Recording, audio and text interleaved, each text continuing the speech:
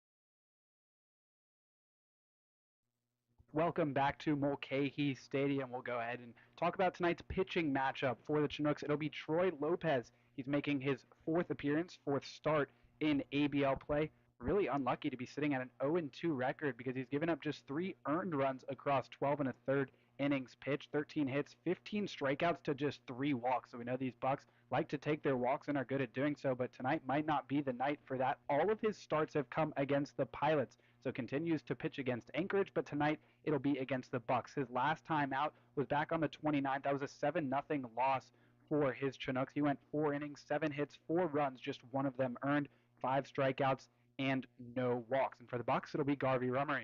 Yeah, Garvey is in his fifth appearance actually, and in his four appearances, he's 1-0, 13 innings pitched, 1 earned run, 5 hits, 9 strikeouts to just 5 walks, and just pitched really well in his last start. We talked about that gem of a game. Went into the eighth inning, 7 and a third, 2 hits, no runs, 1 walk, 2 Ks, just the 2 strikeouts, but he had a ton of fly balls. So that strikeout to walk ratio, although it's 9-5, that's just because he's creating weak contact, getting all those pop flies. He's not a big strikeout pitcher, or at least as in the last start, he wasn't a huge strikeout pitcher. But tonight, we could see maybe more strikeouts, or excuse me, today we could see more strikeouts from Garvey Rummery, and who he'll be facing in the first inning for the Chinooks, starting with Cade Smith, the designated hitter. He'll lead it off for Chugiak, and then Luis Zulaika is their second baseman batting in the 2-hole. Jordan Jaffe will bat third and play first base. Jaden Hills, the cleanup batter, roaming around in center field. The 5-hole batter, Oliver Dagenhart, will play at shortstop. The 6-hole batter, David Broughton, is the third baseman. Playing in left field is Brady Groves, batting seventh. Orion Medeiros will be the right fielder, batting eighth. And rounding out the order for the Chinooks is Dustin Eiseneagle, playing catcher. Once again for the visiting Chinooks, Smith, Zulaika, Jaffe, Hill, Dagenhart, Broughton, Groves, Medeiros, and Eiseneagle. And heading towards the hometown Anchorage Bucs, a little bit of a different lineup, and with the Bucs, they'll start with Cole Carlone. He'll be the designated hitter in the leadoff spot. Usually see him in the in the 3-hole, so 2 or 3, but he moves up to the leadoff spot today. Josh Hankins will bat second and play at third base. Andrew Lamb will move up to the 3-hole. He'll play first base for the first time this year. He has now played at every position besides pitcher and center field, I do believe so. And then Ryan Callahan will be the cleanup batter, but he'll play in left field today, usually a third baseman or a first baseman, so different to see him out in the outfield. Then Will Burns will bat fifth and play at short. Brody Briggs will hit sixth and be the catcher. Playing at second base and batting seventh is Peyton Knowles, and Zane Kelly will play in center field, batting eighth. And then back in the order, Riley Hunsaker will round out the order, batting ninth and playing in center field to start. So we thought we might see him come off the bench first to ease him back in, but nope, playing in center field right where he belongs. Last time out was June 24th. He suffered that hamstring injury a little bit and just has been slowly but surely nursing it back to health, and we're really excited to see him back. I think he just missed his parents in terms of seeing him play ball up here in Alaska by a couple of days, but I'm sure they were glad to see him, and I'm sure they're even more ecstatic to have him back in the order and be able to watch here on YouTube. So good for Riley Hunsaker. Good to have him back in the order. Always good to see him. Once again, played last June 24th, so missed that whole Peninsula series. But finds his way back into the order tonight. Once again for the hometown Bucs, Carlone, Hankins, Lamb, Callahan, Burns, Briggs, Knowles, Kelly, and Hunsaker making his return. So they'll do their starting lineups. We'll go with the Chinooks first over the PA, and then the Bucs will get announced. We'll also have the national anthem, which we have been playing recently, and the Bucs are going back to their camo tops. Wore them just the other day for the 4th of July fireworks game. That was a doubleheader sweep, so good to see those jerseys back in action.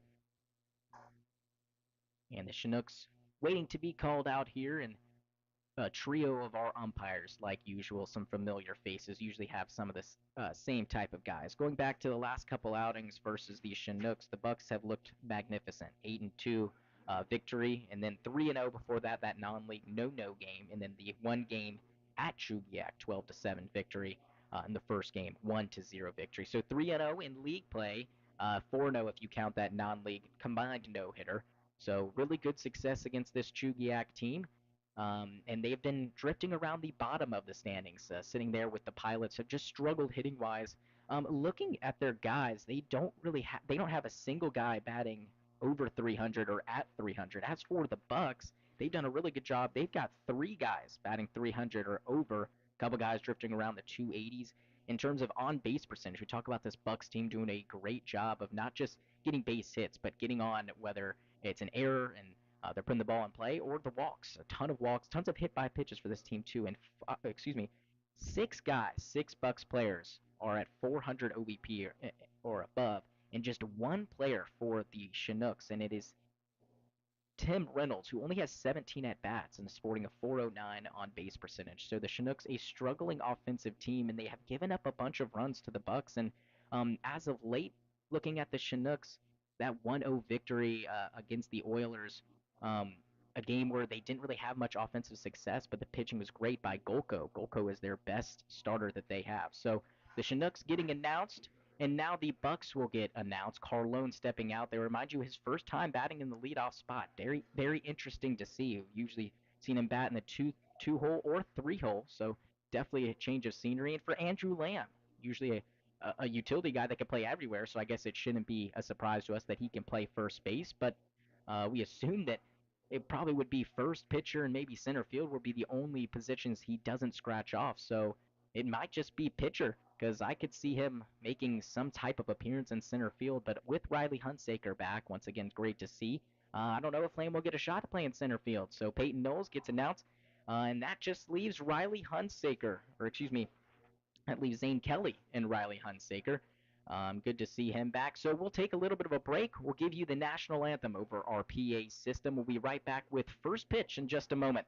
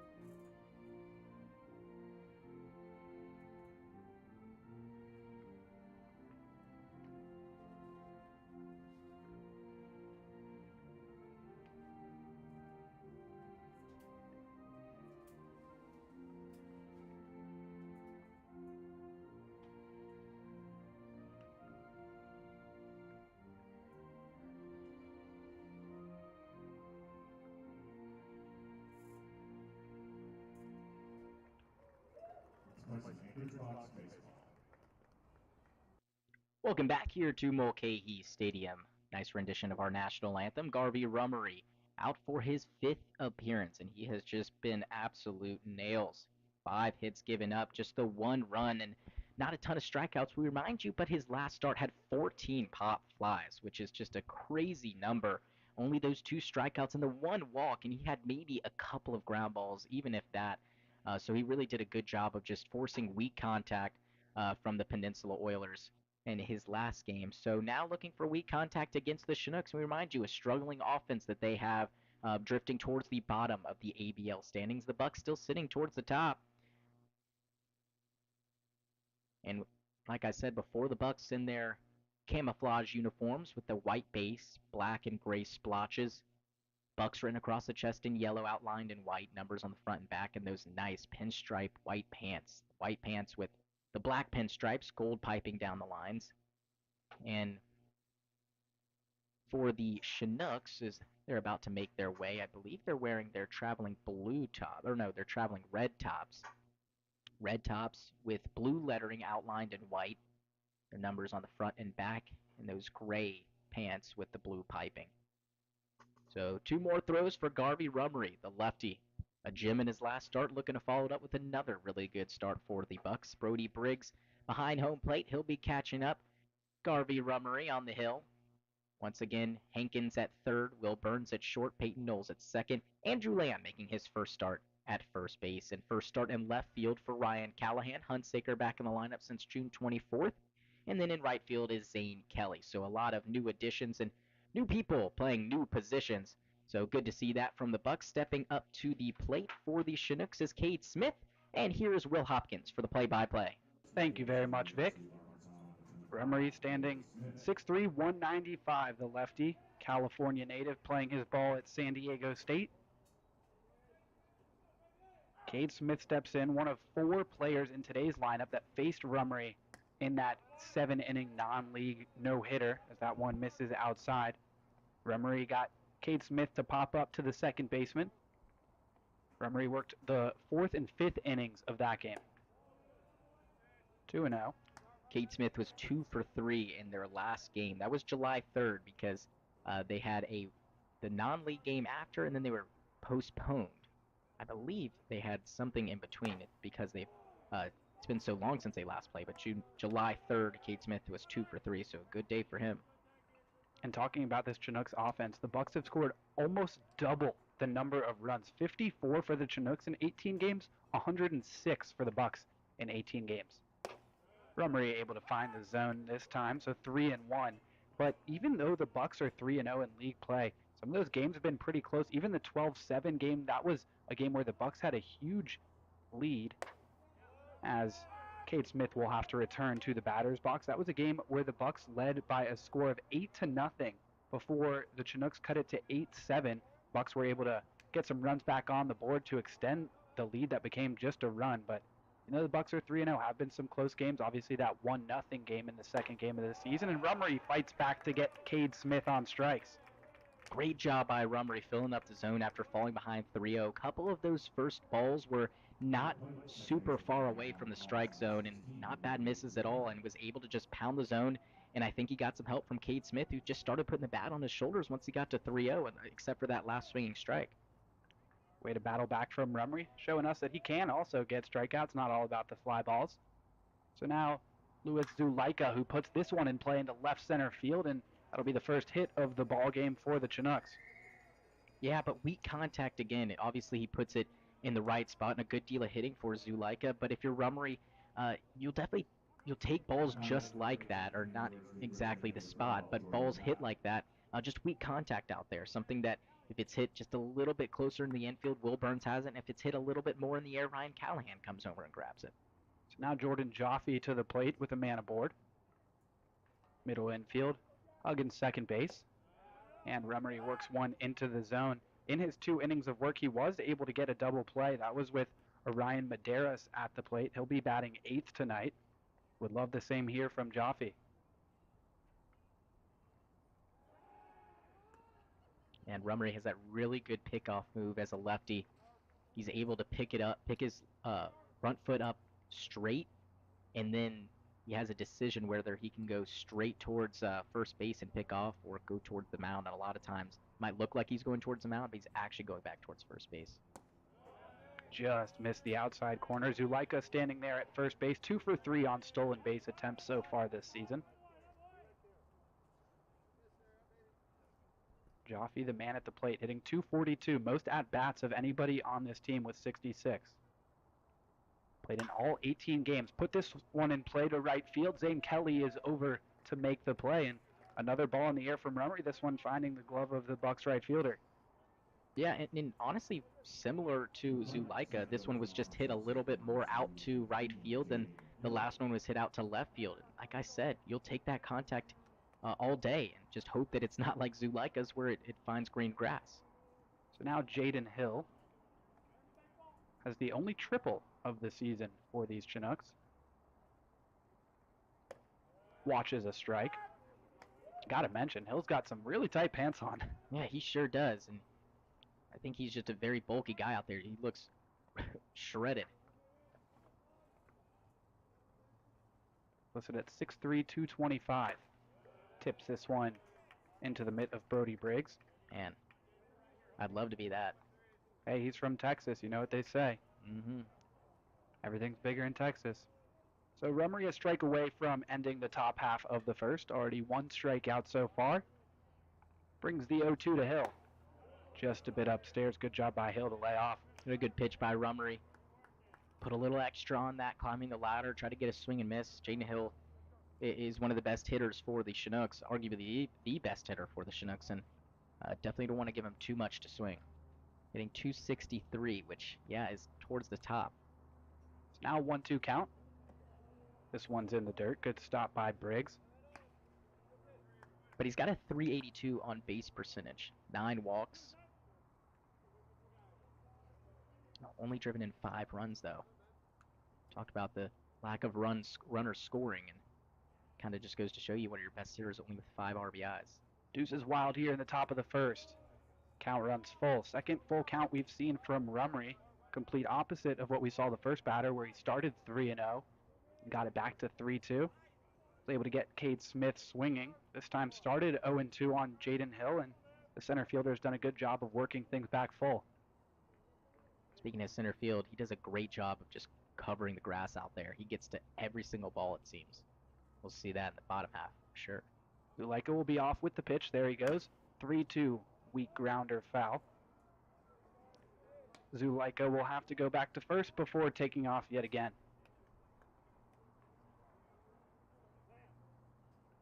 Yeah, Hill's probably going to put up a good fight here, so if you're Rummery, just want to be careful. Definitely want to challenge the batter in Hill, but don't want to give him anything too good to hit, and you also have to be careful. Throw something too far outside, he probably has a very disciplined eye. Rummery loses Jaden Hill. Good job by the center fielder to work that count back and take his walk. So now 2 aboard for Oliver Dagenhart. Yeah, and what Rummery did so well and what made him last so long is the quick pop flies, quick at-bats. We've seen some longer at-bats here, so you'd love to just get a quick ground ball or something in the air from Dagenhart in this inning. Already up to 17 pitches. 18th to Dagenhart, just a hair inside. That was a really good pitch, and I think Rummery's doing a double take, asking where that one was, and I don't think he could believe he missed that one. Little smirk on his face too. Yep. 9 balls and 9 strikes so far from the lefty. Big swing and a miss, blew the fastball by Dagenhart that time. Good get back pitch. Probably a little fired up after that last call. Climbed the ladder a bit, but not very close to, or not super far away from the strike zone. So a tempting pitch to hit for Dagenhart. Zuleika at second, Hill at first. 1-1 with 2 outs to Dagenhart. That one misses downstairs. Chinooks the second least strikeouts at the plate in the league with 123. The Bucs have the least with 86. Wow. So there's just a huge gap between the Bucs and the rest of the field. The Pilots at the top with 200. Just 1 strike here so far. Rummery missing high that time. Yeah, and the Bucs lately have been striking out a little bit more than usual. But in terms of the whole season, they've just done a great job of putting the ball in play, working at bats, and getting base on balls. Leading the league in that department. Rummery trying to prevent a base on balls to Dagenhart here, and that'll help. Third full count of this first inning. Just 1 hit so far from the Chinooks. That was the man on second. Zuleika with a single to left center field. Jaden Hill took a walk, and that's where we stand. Rummery's had to throw a few more tosses than he would have liked, but would love to get out of here with no damage done. 3-2. Swung on and missed. Second strikeout for Rummery of the first. Zuleika and Hill left stranded. We head to the bottom half. Bucs looking to get on the board.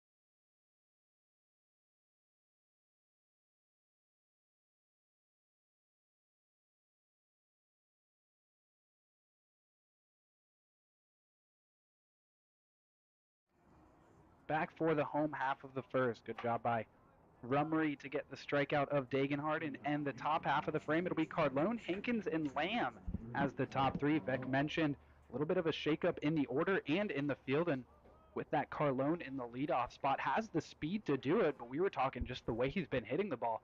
Would love to have guys on base in front of him, but the bottom of the order is good too, so maybe that second time to the plate we'll have the opportunity with guys on.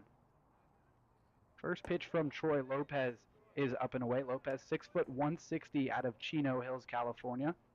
Plays his ball at Westmont University.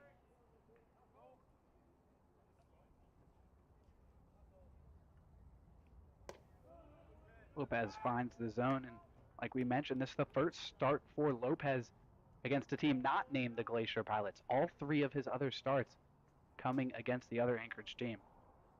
One of those starts coming here at Mulcahy Stadium.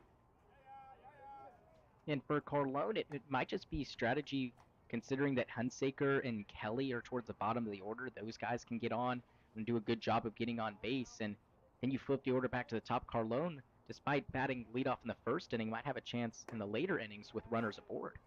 Definitely. So it could be that the reason, but I agree. Carlone does such a great job of not just scoring runs or driving in runs, but just moving over runners in general. Hitting it opposite field, allowing guys to take extra couple bases. And he does his job as the leadoff man that time. He gets aboard, and we know he's always eager to run. Josh Hankins comes to the plate, one of just two righties in the lineup today for the Bucs, him and Will Burns. Everybody else left-handed, so 6 through 9 plus Carlone at the top gives you 5 lefties in a row. And that's just the 6th walk for Carlone in 48 at-bats, or I guess would be somewhere around 51 plate appearances, 52 or 53. That one's a called strike, but not a ton of walks for Carlone. We see him just manufacture ways to get on via the base hit or taking advantage of misplays in the field. 5 stolen bases. That ball gets away, and Carlone won't even have to steal second. He'll advance on the wild pitch. Technically hasn't been caught stealing because all the times he's been caught were on pickoffs. Caught him maybe going a little bit earlier, just throwing behind him. And then he's kind of caught in no man's land, but doesn't have to worry about that now. Has stolen third, though, so we'll still keep an eye on him or see if Hankins can just move him over himself or maybe even just get him in. Hankins hitting 182, does have 5 RBIs, though. Hits this one into right center field, dipping, but Jaden Hill, no, it goes off his glove. That'll be a base hit for Josh Hankins. Carlone into third. It was going to be a tough play, but Jaden Hill seemed like he had it. Yeah, I don't know. I mean, it seemed like he didn't really even need to dive to make that play, and he had that one almost wrapped around in leather. It really could go either way. Tough to say. I would tend to assume hit just because he was sliding, but like you said, he didn't necessarily have to, so it really could go either way, but looks like it's going to be scored as a base hit. Yeah, it's home cooking. Will help Hankins out a little bit. He hit it really well, and if Hankins is playing a little bit deeper out there, he probably wouldn't have made the catch either way. So I'll agree with what you were saying. It's a tough play out there to make, and I think he was just too focused on his slide and getting to the ball than actually wrapping it in the glove. So now Andrew Lamb with runners on the corners, nobody away. Bucs looking to get on the board early. Lopez, immediate stress. This one popped foul. Kind of just goes to show, doesn't matter who bats where for these Bucs, or really who's in the lineup. They're going to have 9 guys that can hit pretty much every game. Showing off the defensive versatility as well. Lamb at the plate playing first. And we'll see if Josh Hankins over there is up to anything with Carlone at third. We've seen the Bucs take advantage of some of those situations this season. Hankins just 1 stolen base so far this season. 1-1, nice breaking ball, finds the outside corner. Yeah, that pitch I don't think was given to Garby Rummery, especially that one where he asked the home plate umpire after. So wondering if he'll get that call in the top half of the second inning. I'm sure Briggs in the dugout is definitely looking over and will have that in mind as he goes back out there. So 1-2 count to Andrew Lamb, swing and a miss. Looked like something upstairs, but off speed, and Lamb just couldn't locate it. Yeah, really good pitch by Lopez. Comes super over the top, so the breaking ball really has a lot of vertical bite. And that one just able to sneak its way into the strike zone in the outer half, and just a tough swing for Andrew Lamb. A valiant effort, though. That ball doesn't look like it's going to fall into the strike zone until the last second, but Lamb gave it a shot and just barely misses it. So now today's left fielder, Ryan Callahan. We've seen him mostly at third and first. Hankins goes for second. The throw does go down there, and it looks like they got him, and they did. Carlone not going with Hankins going, and Eisenagel making what proved to be the correct decision to throw it all the way down.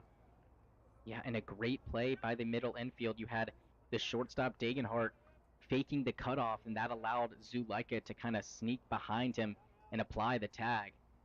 And with that, Carlone was thinking that the ball was probably going to be cut off, but it wasn't. Called strike to Callahan, and what was first and third with nobody out is now just third with 2 outs. Callahan needs to get on to keep this inning alive and hopefully get the Bucs on the board. Hitting .341 so far this season. He takes strike 2. Yeah, we've seen lately the Bucs have been playing well, but early on in the game they seem to have guys on and just they kill their threat, whether it's the caught stealing or just misplays on the base pass or just good plays by the other team they're playing. Fouled off of Callahan's foot. Will Burns waits on deck. Lopez and Rummery both having pretty busy first innings. Rummery was able to keep the Chinooks scoreless. We'll see if Callahan can keep Lopez from delivering the same fate. Takes one high.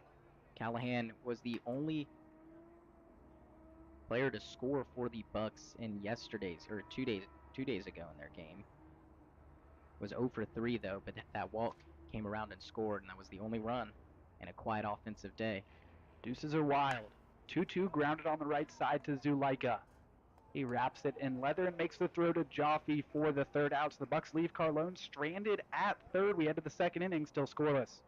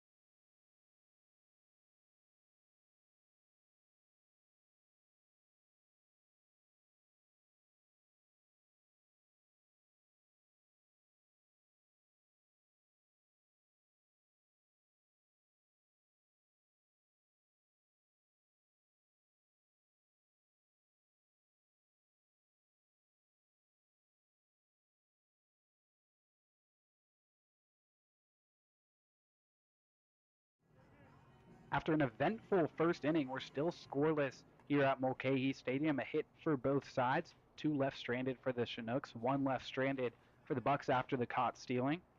It'll be 6, 7, and 8 for the Chinooks. Third baseman David Broughton will get things started in the second. And Rummery definitely looking for a quicker inning this time. Love a 1-2-3.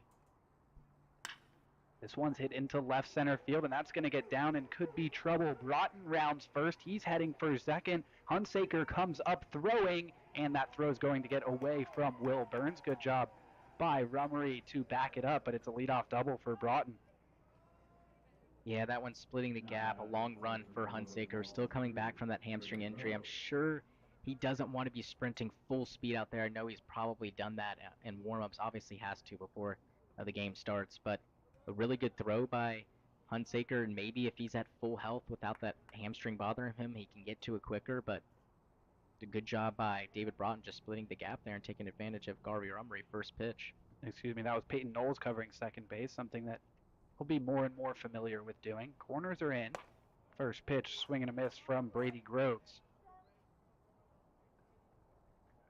For Rumry, just try to get weak contact with left fly balls here. Not let Broughton advance and just keep him over there at second base. He's getting the ball in the air again today, but these ones are hit a little bit more on a line than we saw last start. 0-1's outside to Groves. Wonder if the Chinooks were tipped off by what type of game Rummery had with the pop flies and are making the adjustment. Would be a little bit surprised if that were the case. It's hard to see that on the stat line unless I guess you go play-by-play. 1-1, got him to chase something down in the dirt. Nasty breaking ball that time. Yeah, really good pitch by Rummery. Getting Groves out front. Just an awkward swing. And talking about Hunsaker in center, obviously not wanting to do anything to that hamstring. It's a big center field here at Mulcahy Stadium. He's got to cover a lot of ground. 1-2 bounced foul down the left field line. And because of that, I was surprised that they immediately put him back into center field. And you even said you were surprised that he just didn't come off the bench. Both of those things are true. I was surprised that he didn't come into pinch hit, and now I'm surprised that he's immediately starting in center field. Thought they'd maybe put him out in left. Right's a little bit tougher, but either right or left to ease him back in. But no, they trust him. 2 balls, 2 strikes to Groves. Strike 3 called.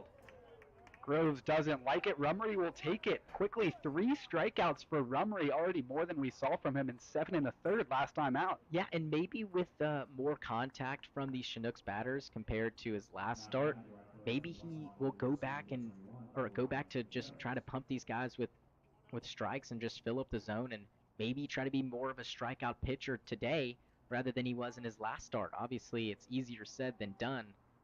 Usually it's your profile if you're a strikeout pitcher or not, but Rummery has the stuff to do it, and maybe he relies more on filling up the zone. Ryan Medeiros watches one outside. He could be a strikeout candidate, 11 so far this season. Jaffe and Kwapnoski with 14, and then 4 guys with 11 strikeouts at the plate for these Chinooks. Medeiros, like Jaden Hill, rocking some pretty tight pants. He swings and misses, 1-1, and Medeiros grounded in to a 4-3 double play in that combined no-hitter back on the 16th. He was the last man that Rummery faced, only facing 7 batters. Broughton at second, 1-1 cut on and missed by Medeiros. Yeah, and you can kind of just tell by the way Rummery's been pitching in the at-bats where he's gotten ahead. He's climbing the ladder a little bit, working up in the zone. You can tell that I think he sees that these guys are swinging and missing more. He just had the one looking strikeout to Brady Groves, and maybe he's using that to his advantage. This one hit way up in the air on the infield. Josh Hankins, the third baseman, calls for it, and he has it, and there's that weak fly ball we've been looking for from Rummery on the hill. Yeah, and that pitch was more of a strikeout pitch. Was surprised that Medeiros could even get a piece of it. He's just able to nick that one and pop it up into fair play, so Rummery does a good job. Sure that he might have been pitching for the strikeout there, but in the end gets the out. Doesn't matter how you do it. Brings up the catcher, Dustin Eisenagel. We saw him make a great throw down to second to catch Hankins stealing just last inning. Rummery looking to strand Broughton at second base. 2 stranded in the first from the Chinooks.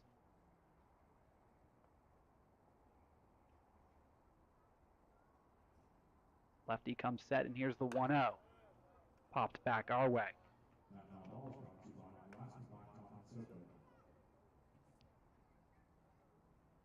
Rummery threw 23 pitches in the first, set to make his 13th pitch of the second.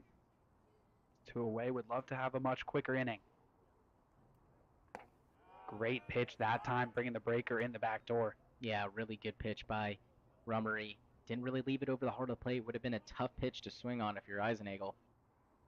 That's a pitcher's pitch right there. See if he can fill it up a little more. Scoreboard reads 1-1, but the home plate umpire making it clear that the count's 1-2. Mm-hmm.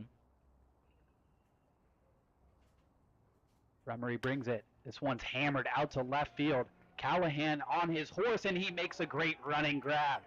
Some loud contact, but Rummery able to get his new left fielder to help him out a little bit. Another runner stranded. It's David Broughton at second, still scoreless.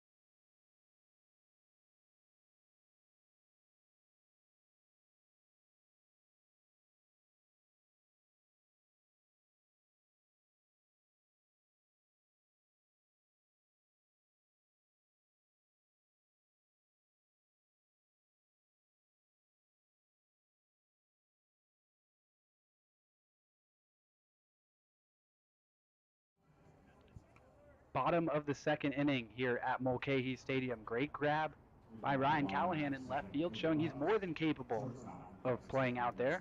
All this time previously coming on the infield. It'll be Will Burns to lead things off for the Bucs.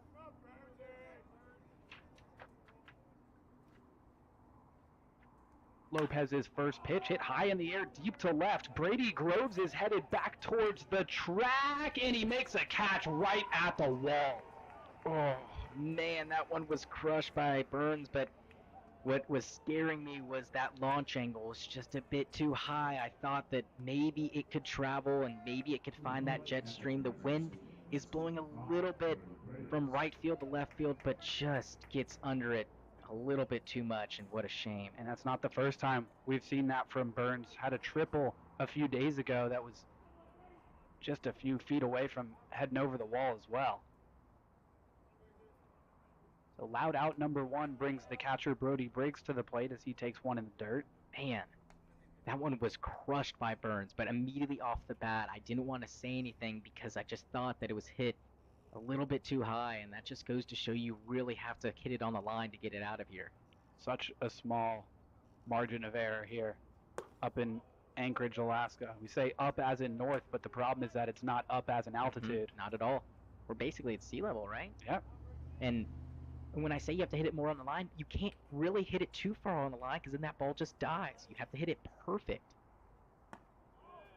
2-0 is outside. There's a reason there's been so few home runs across the league. Just 3 for the Bucs. I think just 2 for the Oilers. Yeah, 2 for the Oilers maybe. 16 across the entire league. Brody Briggs takes his base. 16 with teams averaging around 20 games played, so. Yeah, the Miners and Pilots with 4. Just 3 for the Bucs, 2 for the Chinooks. Not a lot of triples either. That also just goes to show you that usually triples have to happen where that ball bounces off the wall in some sorts, and balls don't get to the wall on the fly too often here. Peyton Knowles to the dish, playing second base. We've seen him there more and more often lately. I would think we'd see more triples, though, with how big the outfield here is at Mulcahy. And with how shallowly the fielders play. But it seems like every fielder takes a really good route to the ball. But like I said, with even how fast some of these base runners are, I feel like the ball has to hit the wall in some sorts and kind of bounce towards the infield for it to really be a for sure triple. Other than that, or some sideways angles, which Right. this wall doesn't really provide. Don't really see any corners here at Mulcahy Stadium, or any brick. Brick can always help with triples, or it can hurt because the ball can bounce back so far, but just one solid material all the way around the outfield. 6 straight balls from Troy Lopez. Dustin Eisenagel decided to go have a chat. Knowles swings at this one, but hits it straight at the left fielder, Brady Groves, and he hardly had to move for that one. Yep, good swing by Knowles, just hit it right at him, unfortunately. Like to see him go the other way, though. So now Zane Kelly to the plate, batting 8th. We've seen him a lot higher in the order of most games, and rightfully so. Is Zane hitting 262? Briggs over there at first with 2 outs, and yes, he is the Bucs catcher, but not afraid to run. Decent lead here, not going. That one's way in front of Eisenagel, and Briggs will get to second base. Second wild pitch of the game for Troy Lopez. That was not even close to home plate. Yeah, we saw one, I think he had bat to Briggs, where he really spiked one, and we've seen a couple maybe last inning. We saw Carlone take second. Yeah, so definitely something to work on for Lopez out there. Bucs will take it. Briggs is now in scoring position. And with 2 away, he'll be going on contact. 1-0 to Zane Kelly. He hammers this on the ground to right field. Brody Briggs is going to get the green light around third. Here comes the throw from Medeiros. The relay, not in time. Briggs just barely sliding under the tag from Eisenagel, and the Bucs are on the board. Yep, and a good decision by Sanagorski. You could tell he was thinking about it for a good bit and gives Brody Briggs the green light, which ends up being the right decision. Unfortunately, that throw just did not have a lot on it. It made Jaffe have to cut it off and then turn around and throw it to the catcher, Eisenagel, and that still was a very close play. So a better throw in right field, and they've got Briggs easily. Kelly's headed for second, pitches outside, throw down there, and he is out. Great job by Degenhardt applying the tag on Kelly's leg, but Kelly's still doing a great job with an RBI single. Starts the scoring here on this Sunday. 1-0 Bucs through 2 innings.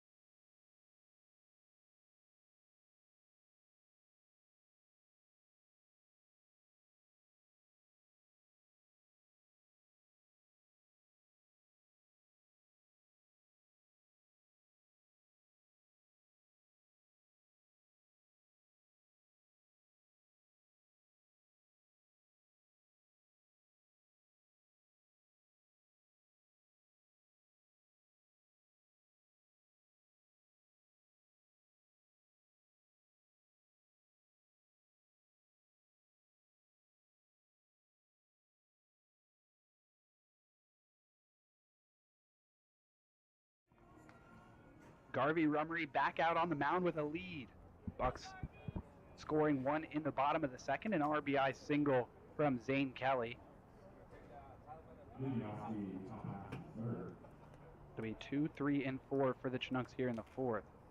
In the third, excuse me.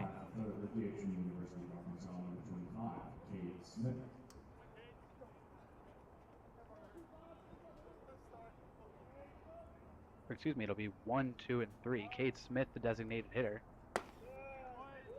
He takes a strike.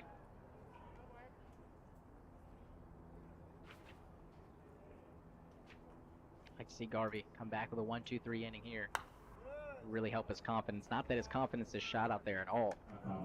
Probably has built confidence considering that he worked around a single and a walk back in the first inning, left 2 stranded, and then last inning worked around a leadoff double. Grounder out to short. Will Burns has it, and he makes the play for out number 1. So 1 away. Now Zuleika comes to the plate.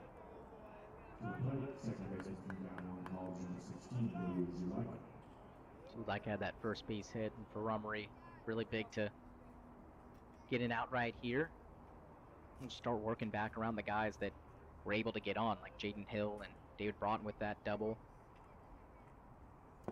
First pitch is inside to Zuleika. Great job by Rummery getting that first out quickly, though.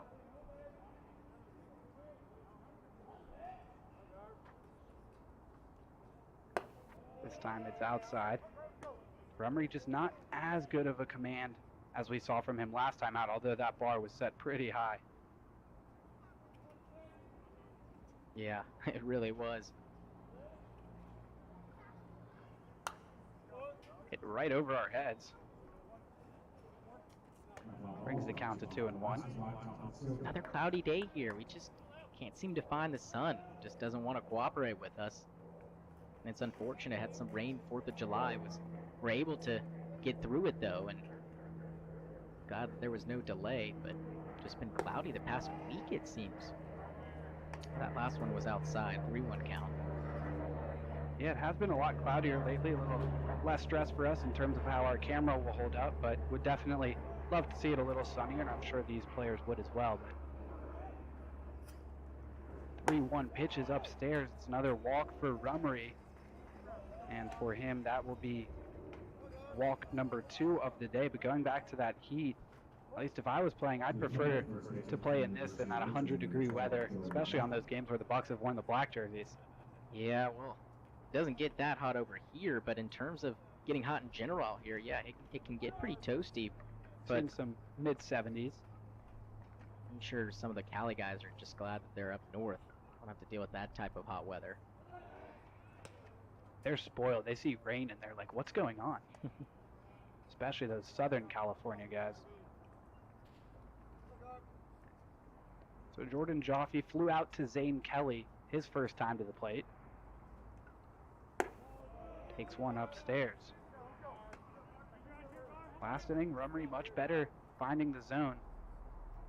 Did well against Cade Smith to start things here in the 3rd, but walked Zuleika, and now a first pitch ball to Jordan Joffe, and now another one. Yeah, that one didn't miss by much. I think Garvey wanted it, but it's just a little bit upstairs. Really need to see him make some competitive pitches here. Try to get Joffe to roll one on the ground. 2 balls, no strikes. This pitch is hit out to center field. Hunsaker going to have to test that hamstring, but it holds up for him, as does the baseball, and he makes a nice play. Yep, perfect. Rummery able to make a competitive pitch and get the fly ball. It was hit pretty well. Hunsaker had no problems with it. I'm sure if you're Hunsaker, you kind of want to play like that to really see. Not sure that he quite got to a full sprint, but came pretty close, and just see if you're able to hold up. And he appears to be A-okay, but even with that out, it looks like Brody Briggs wants to talk about something with Garvey Rummery.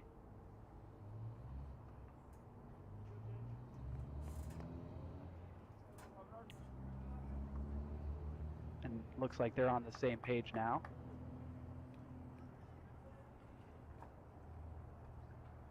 So 2 away, brings up Jaden Hill. He walked his first time to the plate. Zuleika still at first.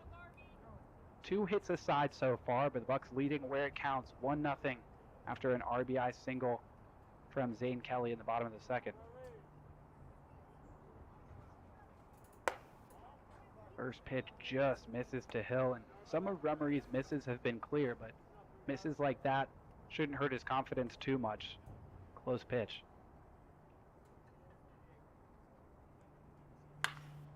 Hill hits this one bounce and over the glove of Josh Hankins. That'll go down as a base hit. Tough play for the third baseman, but one that he'd like to make, but one that I don't think he should be fully expected to make. Yeah, that was a really tough play, and if anything, you just don't have the time to read it well enough to put your body in front of it, nor do you want to put your body in front of it. Try to just make a backhanded play. It's really the only hope you have. But good job just getting his body on it a little bit so it wasn't guided down the line. I think Callahan would have had it either way, but it definitely makes it easier. Call it the hot corner for a reason. So now 2 on. Brings up Degenhart. That's a ball inside. And Degenhart, the lone RBI in that 1-0 win on Wednesday over the Oilers. His single scored R.J. Rickabaugh for the lone run of that game. Oilers playing in a few low-scoring games over the last few days. 1-0's fouled off down the right field line. And I think actually Hunsaker is in right field. I was noticing that it looked like Zane Kelly went to make that grab in center, and I just saw Hunsaker turn around in right, and I read the number 1, so I think that they just flip-flopped. Not sure when that happened. Apologies on not letting you know sooner. That's tough. Both are lefties out there, and both are similar looking in stature. No one's wearing the high socks except for Ryan Callahan, so it's really tough to read. I could just kind of tell, and I was sitting on it for a couple minutes because I didn't know for sure, and then I saw Hunsaker turn around and thought I should let you know. Well, I appreciate it. I'm sure our fans at home do as well. Swing and a miss from Degenhart, and now 2-2. Rummery may be looking for strikeout number 4 to end this top of the third. Up to 54 pitches for the lefty.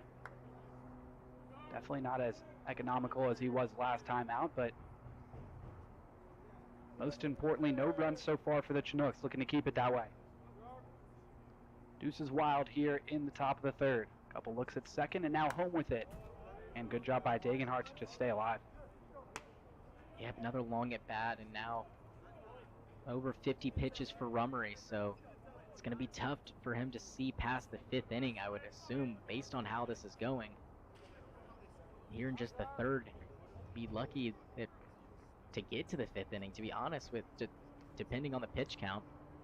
I don't know what he's set at or set to go, but can't be more than 80 or 90. Good high by Degenhart as that one's outside. Already got Degenhart swinging once. See if he can do it again. Full count. I believe for the 4th time. 3 times in that first inning. Large part of the reason why that pitch count's so high. Zulaika at second, Hill at first. Rummery ready to bring the full count pitch to Degenhart. And here it comes. Swung on and missed. Rummery gets Degenhart swinging for the 2nd time. It's the 4th strikeout for Rummery. Another 0 on the board for the Chinooks. We head to the bottom of the third, 1-0. Good guys.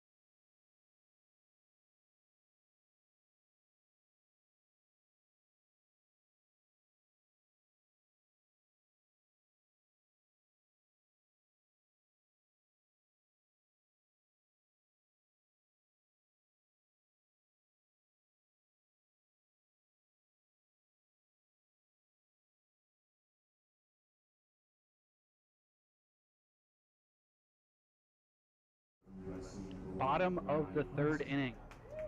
Riley Hunsaker to the plate, who we now realize is the right fielder. Maybe that switch coming after the 1st inning, or 2nd inning, excuse me, with him struggling to get to that double. Takes one outside. First at bat for Hunsaker like we said, since June 24th. And yeah, just looked a little bit slow to get that ball out in the gap. I'm not sure if it's still bothering him a little bit or he just doesn't want to run full speed just yet. And not knocking him, maybe that was full speed just for the time being. It just didn't look like he had that normal route to his balls because he's so quick out there in center field. That's why he's a mainstay, him and Max Ross. So definitely looked a little bit different. Probably is the reason why he's in right field now. 1-1 is spoiled foul, and for Hunsaker, hitting an even 200 before he went down with that injury.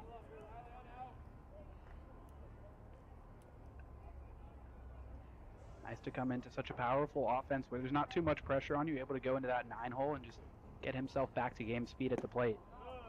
Holds up this time.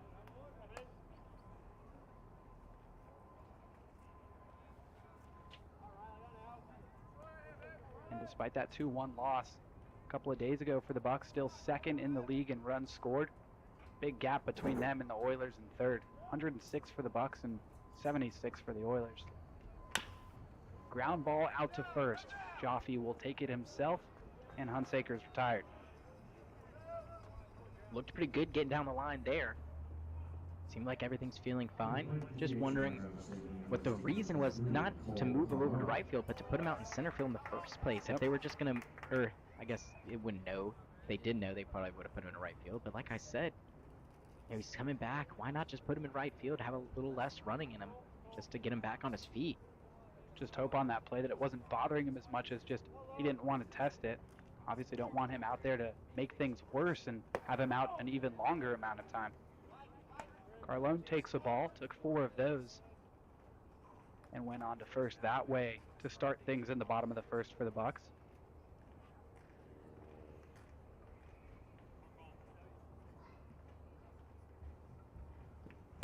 .1-0 hit on the ground. Zulaika gloves it. 2 ground balls and 2 outs for Troy Lopez. Yeah, Lopez has looked really good despite that last inning. The wild pitch really did him in. That allowed Brody Briggs to take second easily, and then Zane Kelly singled. But that one pitch to Zane Kelly was really his only big mistake, and it wasn't a huge mistake at all. It was just the base hit. And Brody Briggs happened to be at second because of his wild pitch before that. So kind of just shooting himself in the foot. But overall, he's looked pretty good against these Bucs. Yeah, that Kelly RBI single was hit hard, but it was just on the ground. I think the pitch he would have been most worried about was that one all the way to the wall from Will Burns. Yeah, 1-0, and another one well in front of home plate. Yeah, that one led to the walk for Brody Briggs. I'm wondering if that just kind of shot his confidence a little bit. I mean, that ball was, a couple feet away from being over the fence, and then he almost a 4-pitch walk to Brody Briggs right after that. The wild pitch was able to get the fly out from Peyton Knowles, but definitely shook his confidence at least a little in the second. Yeah, maybe just spooked him from leaving a ball too far over the plate. Gets one over the plate there.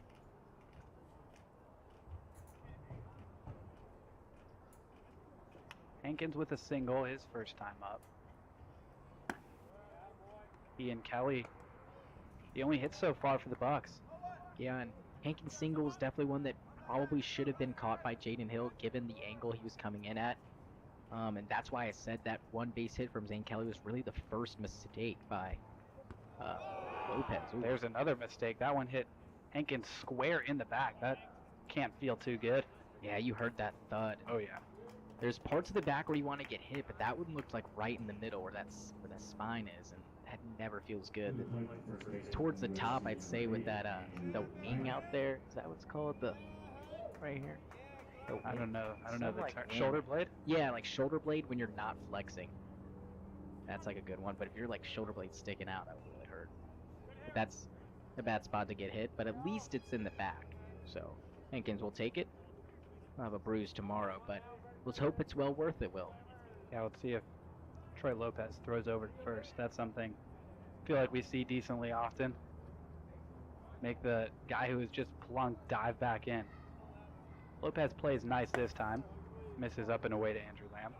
Yeah, and Lopez, the way he pitches is super over the top. He stands at 6 foot, so not the tallest guy out there, but with the way he stands and his posture and the way he comes over the top like that, it definitely seems way more downhill. It's kind of like a 6'3" pitcher when you think about it. 1-0 pulled foul. Lamb just out in front of that one, but talking about Lopez with that limited height, just trying to add all the extension that he can, huh? Yeah, and he hides the ball really well despite coming over the top. Kind of reaches back, puts it down, and just comes like a wheel all the way around and brings it over the top.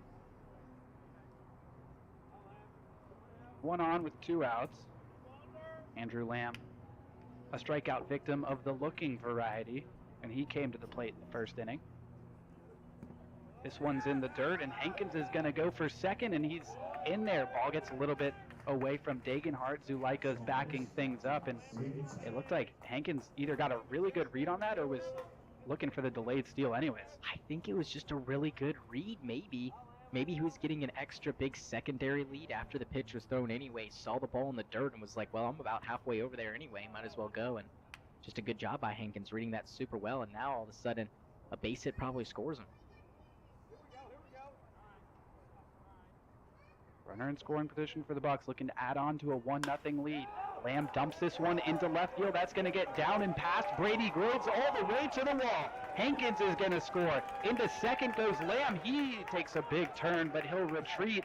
Bad angle from Brady Groves. Even if he gets to it, I think the run still scores. It's 2-0 Bucs. Yeah, that run definitely still scores. And I think Lamb still has a double, even if he cuts it off, maybe. But just a misplay by Brady Groves out there. Now thinking about it, I don't know if Lamb would test his luck if Groves gets there cleanly. But it's going to go down as a double either way just because of how far it was hit over to the line. Lamb was busting it out of the box the whole way. Never really saw a part of his path where he kind of turned on the afterburners. Was really going full speed all the way, and that enabled him to get to second base. Thought about taking third. I think the right choice not to go, but he'll pick up the RBI double.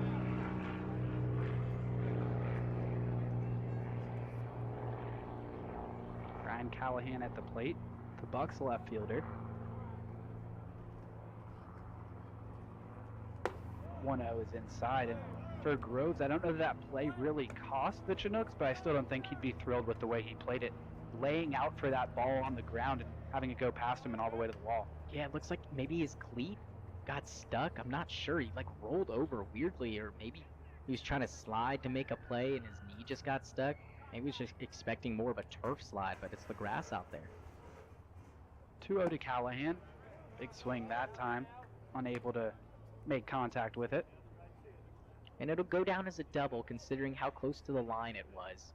And Lamb was out of the box running pretty hard, and it was a looping line drive too, so it wasn't hit too hard, so that made it harder for Brady Groves to get there, and it took more time.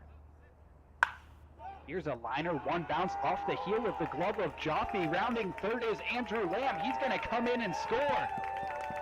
Bucs just continuing to put the ball in play. See how that one is scored. It's just going to be a single. That one was too hot to handle for Jaffe, and unfortunately creeps up into the outfield, and it's just going to be a run score. There's no error on that play, and that's just unfortunate luck for the Chinooks. A super short hop for the first baseman. And with that being a single, obviously the RBI for Callahan. And Jaffe did all he could, tried to pick it as if he were picking a throw from across the infield, and that one just bouncing up in the air off of the heel of his glove, giving enough time for Andrew Lamb to come around and score. Yeah, great read by Lamb and a good job by Sanagorski. Both of them on the same page, realizing that ball was going to take some time for Zulika to get to. Just able to take a couple extra bags. Bucs do such a great job of that, and 4 hits, 3 runs. Wouldn't be surprised if the Bucs have a couple more runs with not that many hits.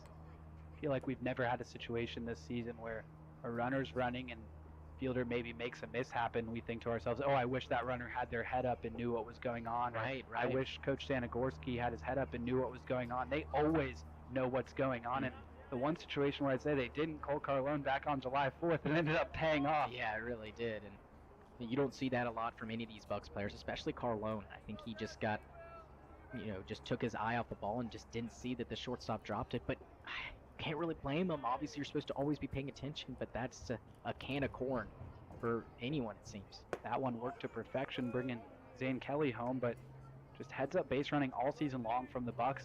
He'll get caught stealing now and again, but they're just pressing the issue and making the defense make plays. If I'm Will Burns, I am turning on the first good pitch I see.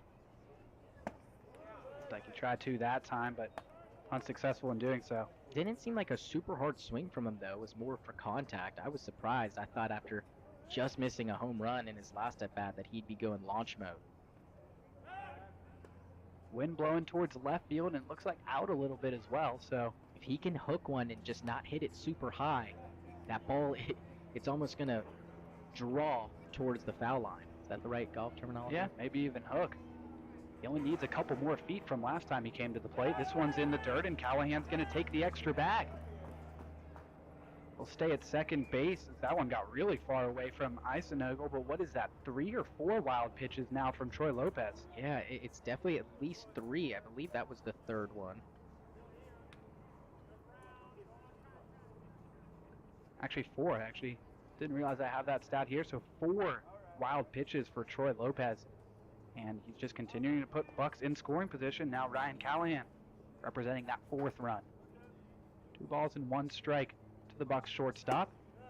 That one's up and in, and obviously the main miss has been short of home plate, but when he has gotten it there, I feel like the miss has been inside to these righties. He hit Josh Hankins with one up and in, and a couple to Will Burns have been up and in.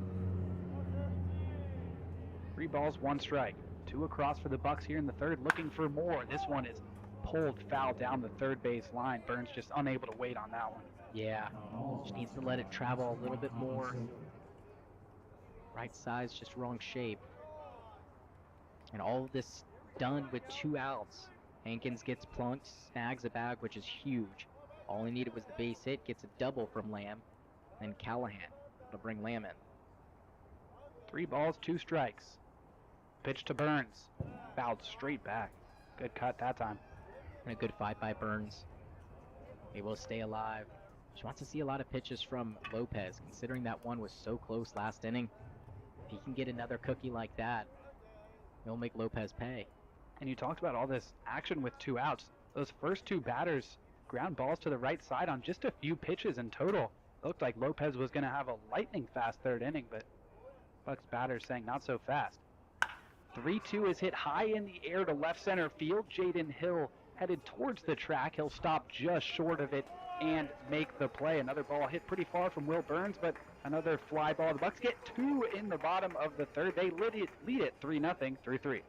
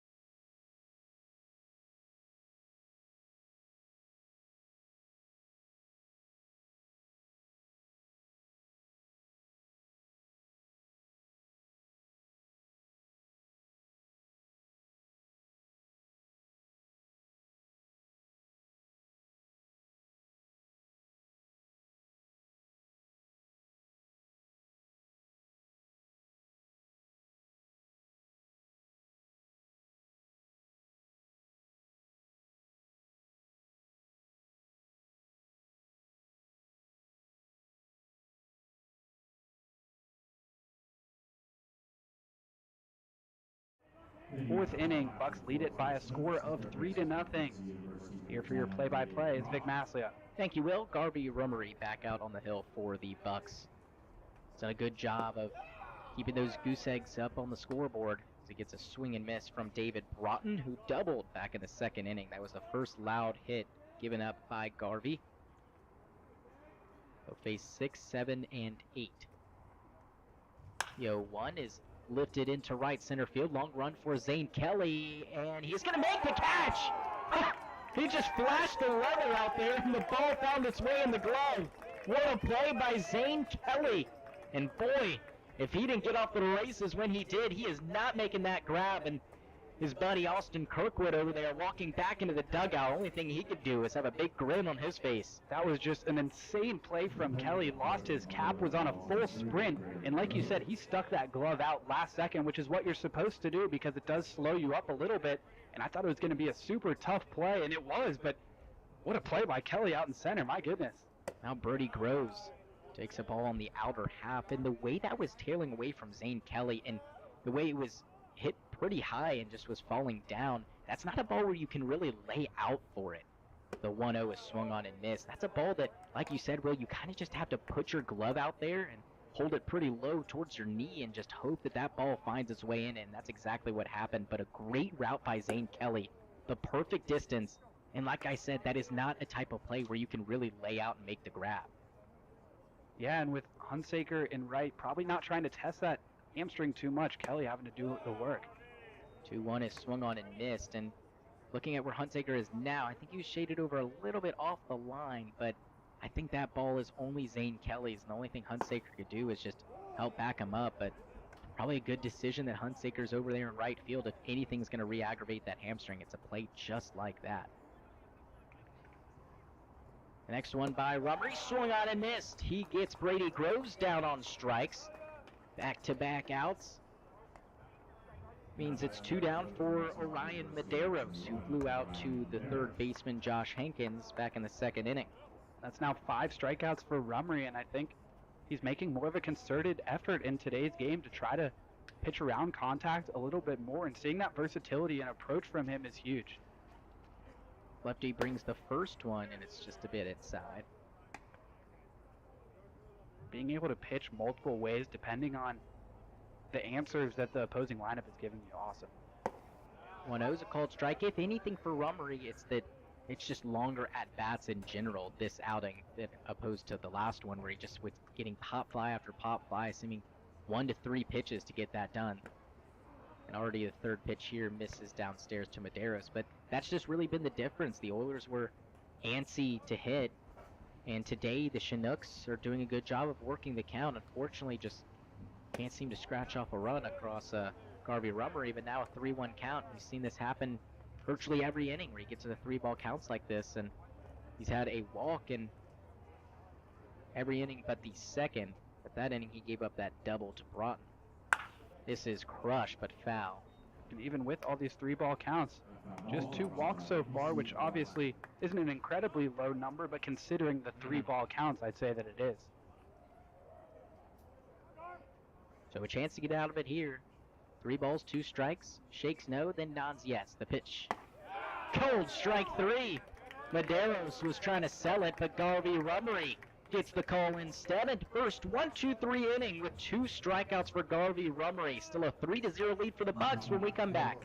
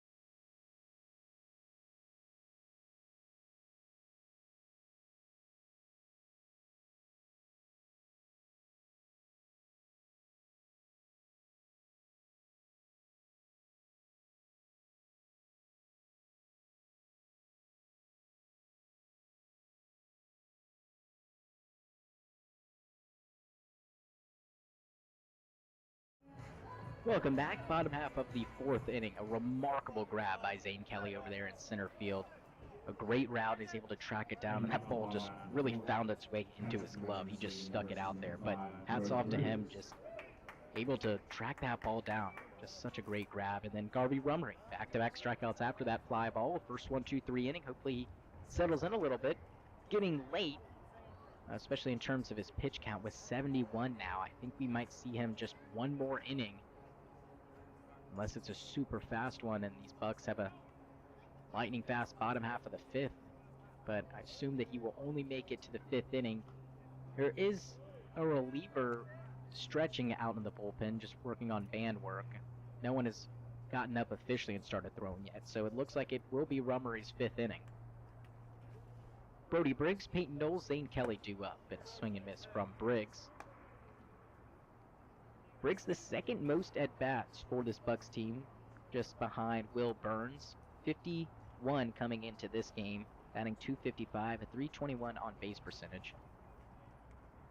Next one misses outside. Has driven in 8 runs. Unfortunately for Burns, despite batting in the middle of the order usually, he's only driven in 5. He's still hitting .281. He's at 15 walks, too.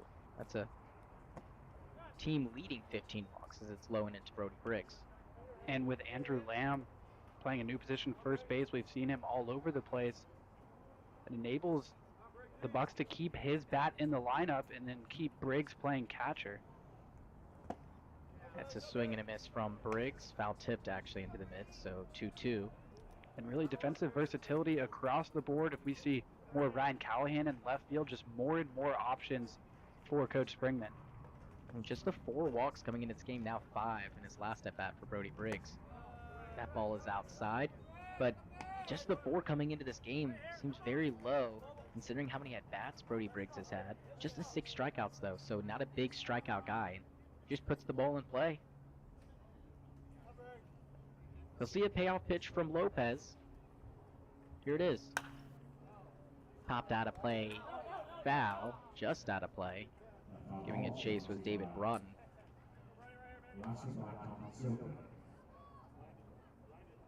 Lopez's pitch count also getting a bit up there. Rummery at 71, like you said. The next pitch for Lopez will be 63 with no outs so far in the 4th. Most likely will surpass Rummery.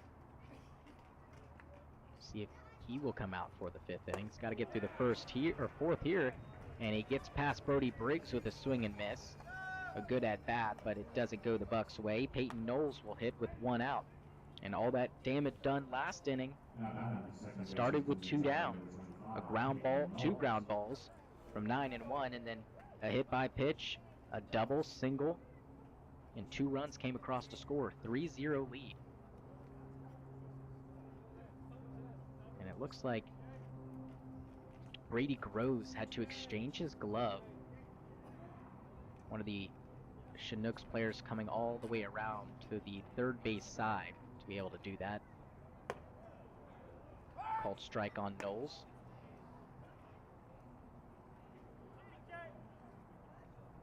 Looks like it was Shane Steffen to come around and give a new piece of leather to Brady Groves. That one's upstairs to Peyton Knowles. Knowles flew out to Brady Groves actually in his first at-bat. That was a really good knock by Knowles, just unable to get it past Groves. 1-1 in the dirt. Yeah, great play by Groves over there. That ball was tailing away from him off the lefty bat of Knowles, and he was on a dead sprint towards the line and just held up for him and ran fast enough, didn't have to lay out for it. 2-1 is rocketed past the glove of Jordan Jaffe at first base. Peyton Knowles takes a big turnaround first, but he will retreat. And that was a laser, and I'm surprised Jordan Jaffe even got a piece of leather on it. Yeah, that ball was just hit so hard, though, that it made it very difficult for Jaffe to secure it. Timed his jump pretty well, met that ball at the apex, and just unable to secure it. I think he was just hit too hard.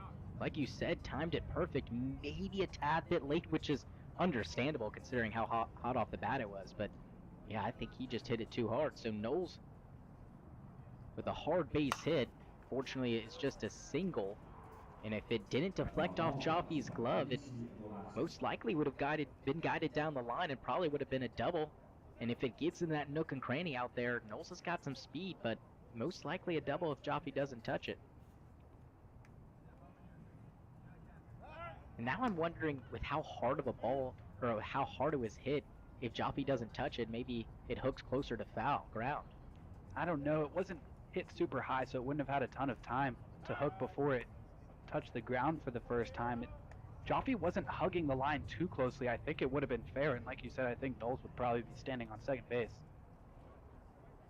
Thought about going two, but wisely held up. 0-1 count for Zane Kelly, who fouled the first pitch back, sees the ball in the outer half. I went on the other batter's box, and Tommy Eisenstadt has grabbed a bat, and he is going to hit in the place of Riley Hunsaker, and don't want to get too worried about that yet. Maybe it was the plan to only let him go a couple of innings. That ball is upstairs. Could have been the plan all along. Maybe it was just reverse thinking. We were thinking he'd come in later in the game. Maybe he starts out the game. So we hope that all is well. Didn't look like he was walking gingerly off the field, especially in that last inning. So not really sure how the defense will be changed. This has popped up right outside the infield. Luis Zulaika, the second baseman, grabs it just outside the dirt for out number 2. Yeah, I'll be interested to ask Coach or the guys about that after, because definitely hope that everything is okay with Hunsaker. So my guess is Eisenstadt will most likely take over for Lamb at first base, and Lamb will take over for Hunsaker at right field. That seems like the obvious decision. I'd have to agree.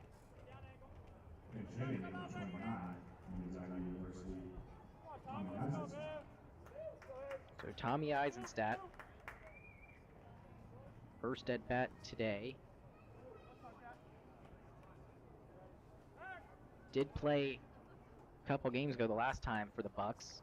Was 1 for 3, a walk and a strikeout.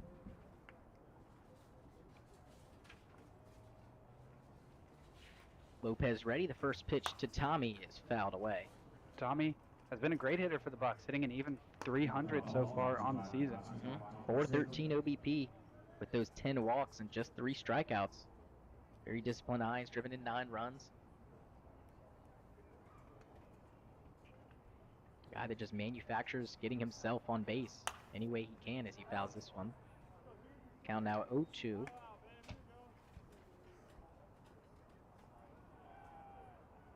And his Gonzaga teammate, of course, standing at first base in Peyton Knowles.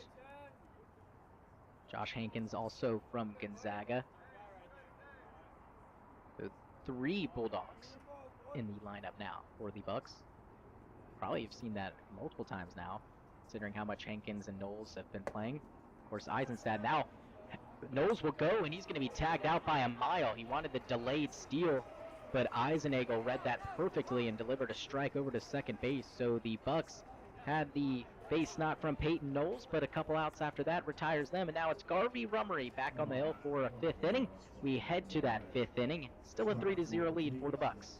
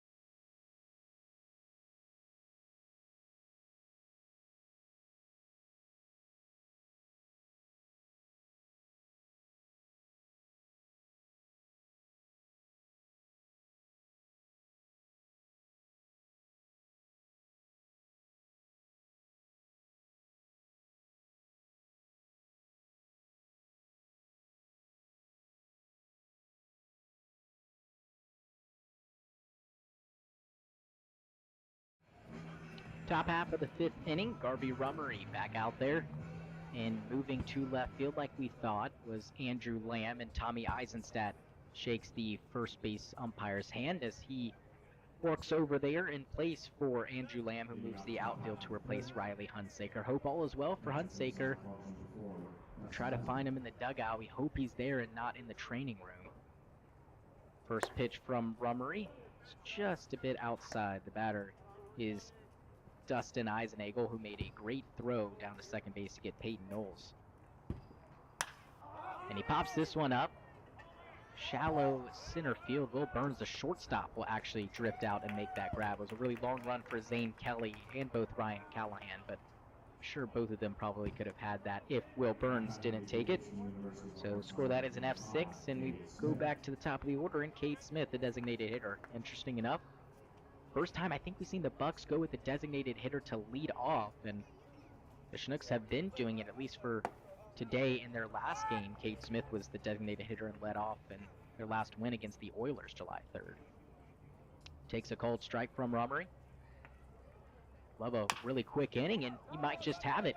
A tapper back to him, and Rummery retires Cade Smith. A weak ground ball, and now quickly 2 down. Just took, what, 3 pitches? Yeah, it's super composed from Rummery fielding that. He watched it into his glove, and then kind of took a second, was staring at third base, got his feet set, turned around and threw a strike to first. So that'll bring up Luis Zulaika.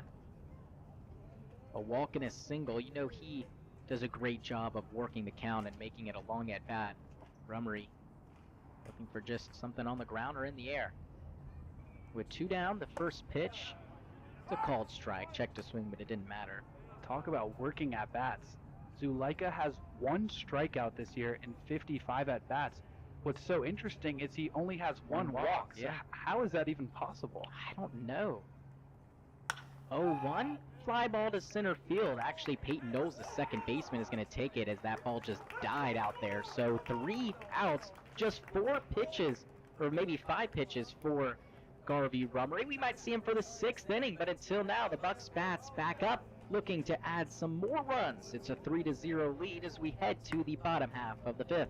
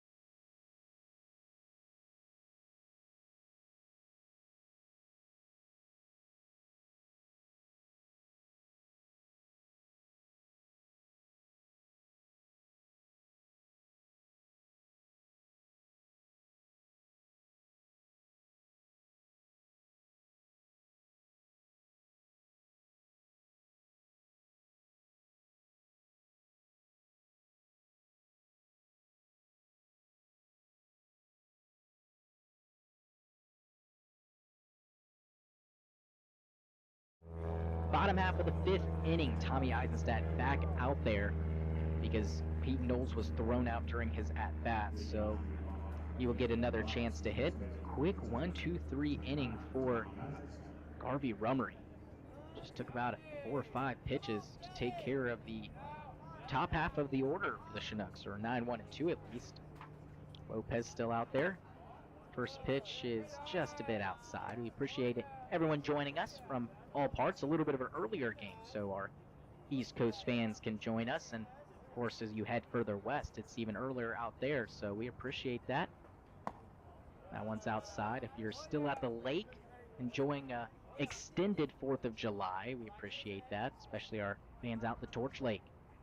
Having a great time out there here. Crystal clear water up in Michigan. 2-0 is rocketed into right field and down for a base hit. Tommy Eisenstadt. His buns might be a little cold off the bench, but that bat sure isn't. Yep, nope. Was able to see 1 pitch, I believe, maybe 2 last inning when Knowles was caught stealing, and I guess that helped there. But talking about Knowles trying to go with that delayed steal, we compliment these Bucs all the time about taking their extra base. And listen, you're not going to be 100% on those. With the delayed steal especially, you don't know how the catcher, is going to react until you start running. So it happens. Now Cole Carlone, the leadoff batter, takes that one downstairs. In his 2 at-bats, he walked, stole a bag back in the first, and then grounded out to the second baseman back just last inning.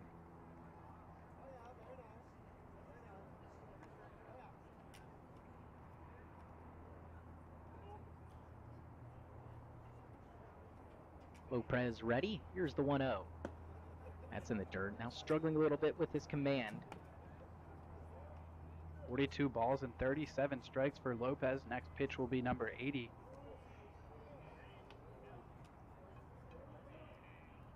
And Carlone's ground out was back in the third, so not last inning. 2-0 is upstairs, 3 straight balls.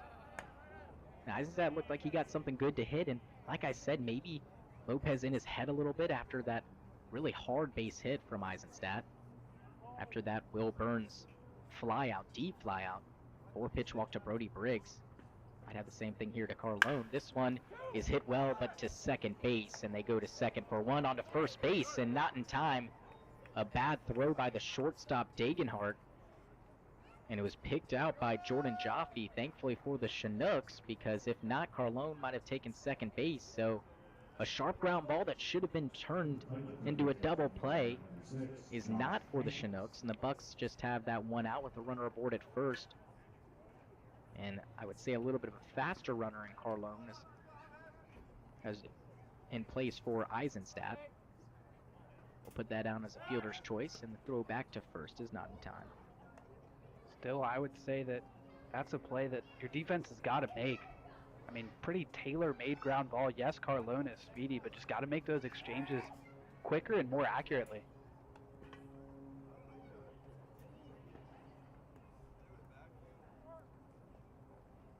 Yeah, that ball was just perfect for a double play. Hit really hard by Carlone, and Dagenhart just spiked the throw. This one's a called strike. The upstairs part of the plate. Hankins not loving that one too particularly much. Haven't seen that called a lot. And we haven't seen the best command from Lopez, which is surprising. Just 3 walks on the season coming in. For 1, almost hits Hankins again. Just missed him. Only 2 walks today, but still hasn't been consistently finding the zone. More balls than strikes. Not something that we're used to with Lopez on the mound.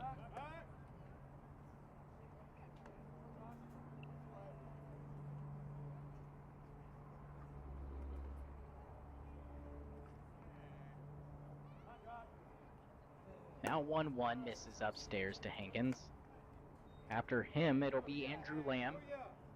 Recently moved to left field to replace Hunsaker. Wish we had some runners that could just go down and ask the coaches how he's doing. We'd love to know right now. Carlone trying to get back to first and does just in time. Slipping on the turf, and a good throw by Eisenagel almost had him beat. Super close play over there at first base. Like you said, great throw from Eisenagel. We've seen a few good throws from the backstop.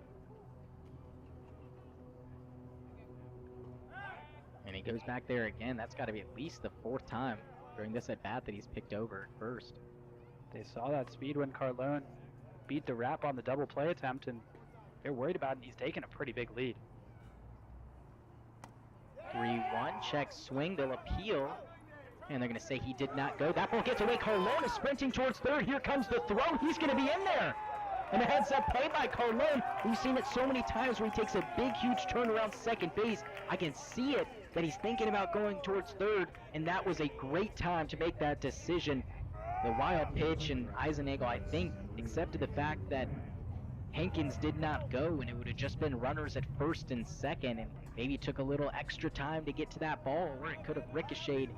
But it's just the netting back there, so it doesn't ricochet very far. If anything, it kind of just sticks. And Carlone able to snag an extra 90 feet after that wild pitch from Troy Lopez. That's the 5th one, I believe, today, excuse me. A tapper. This could be trouble. Eisenagel is going to have to go to first base. He makes the out, but coming around to score is Carlone.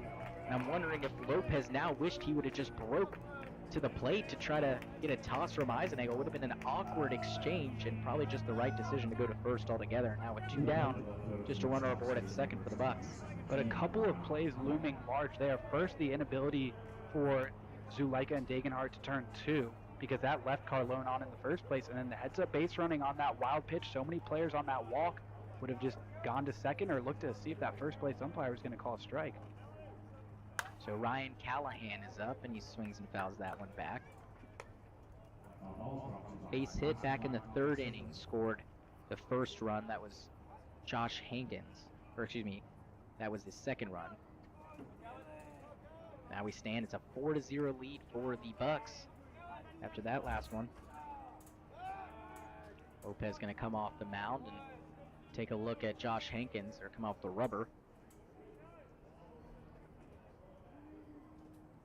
With all these wild pitches, it's just the wrong team to do it against. The Bucs take advantage really well. We've seen that all season long.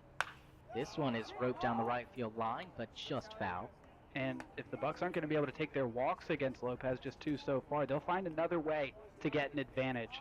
And they're doing so with those wild pitches. Just such a good play from Carlone, because he's going on to second with the wild pitch. He assumes it's ball 4, but not necessarily if the batter swung. And we were all looking at the first base umpire to see if he was going to say it was ball 4 or not. And Carlone says, forget that, I'm going to third regardless. This next one's fouled back. Good fight by Callahan.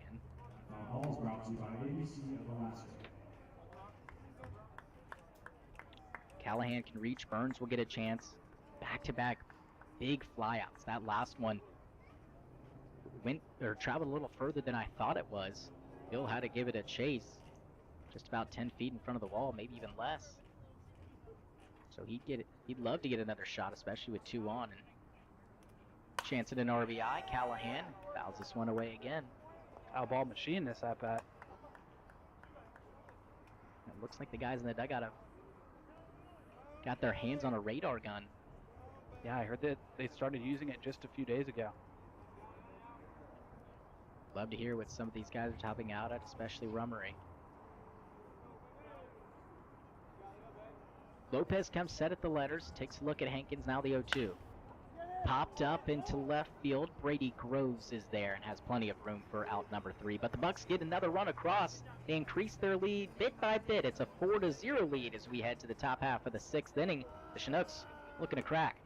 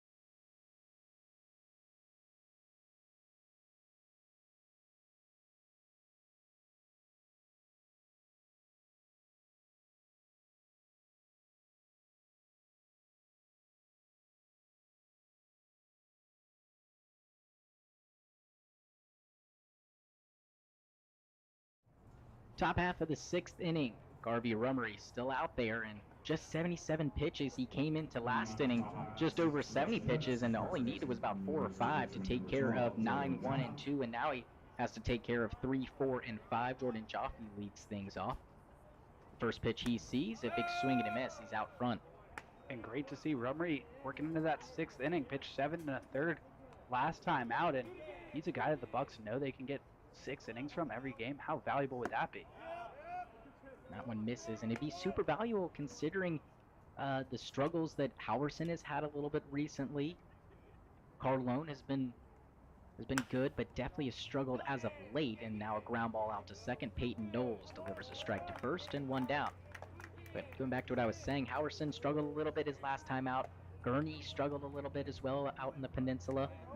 Zandrose has been super sharp as well. It's been Zandrose and Garvey Rummery that have been the two best as of late, I would say. Carlone also in that conversation too, especially after that combined no-no, but did struggle down in the peninsula, which was odd to see from him. Yeah. Jaden Hill takes a a ball upstairs. And obviously with Sarhat gone, that's one less starter, but who knows, maybe we see Elijah Dew as a starter more consistently after the July 4th appearance. And this is up and away. Dew went 6 innings, no runs, just a couple of hits, I believe. He just looks super sharp out there. He was very comfortable and poised. 2-0 misses away. Garvey is going to struggle to have a quick 1-2-3 inning if he cannot retire Jaden Hill, but would be nice to get a ground ball double play at some point today. Next one's in there, called strike. It's so hard to know if we should say today or tonight because this is how it looks for our night games. Exactly. This is throwing me off more than usual. 3-1. Now I just gotten accustomed to always saying tonight. And it looks the same as it would when you do say it, so. Back in the count, 3-2, and it misses inside. Unfortunate for Rummery. Almost like he wasted those 2 strikes and just could have put him on before with the 4-pitch walk, but of course that's not really how it usually works. So a runner aboard with 1 out. Double play opportunity is in effect. Oliver Dagenhart does run well, and now it looks like Monty going to make the slow walk to the mound. No one is warming up without their sweatshirts off, which makes me think that it's either 1, really cold out there, or 2, this is just a talk from Monty. But no, he's going to make the point out there. Not sure who's coming in because they're wearing that sweatshirt out there, but it looks like it's actually going to be Jeremiah Arnett who's going to get a couple more warm-up tosses with his jersey on and out with the sweatshirt. So Rummery, a great start. A lot of goose eggs for him. So we'll tell you more about the next pitcher for the Bucs when we come back after this short break. 4-0 lead for the Bucs when we come back.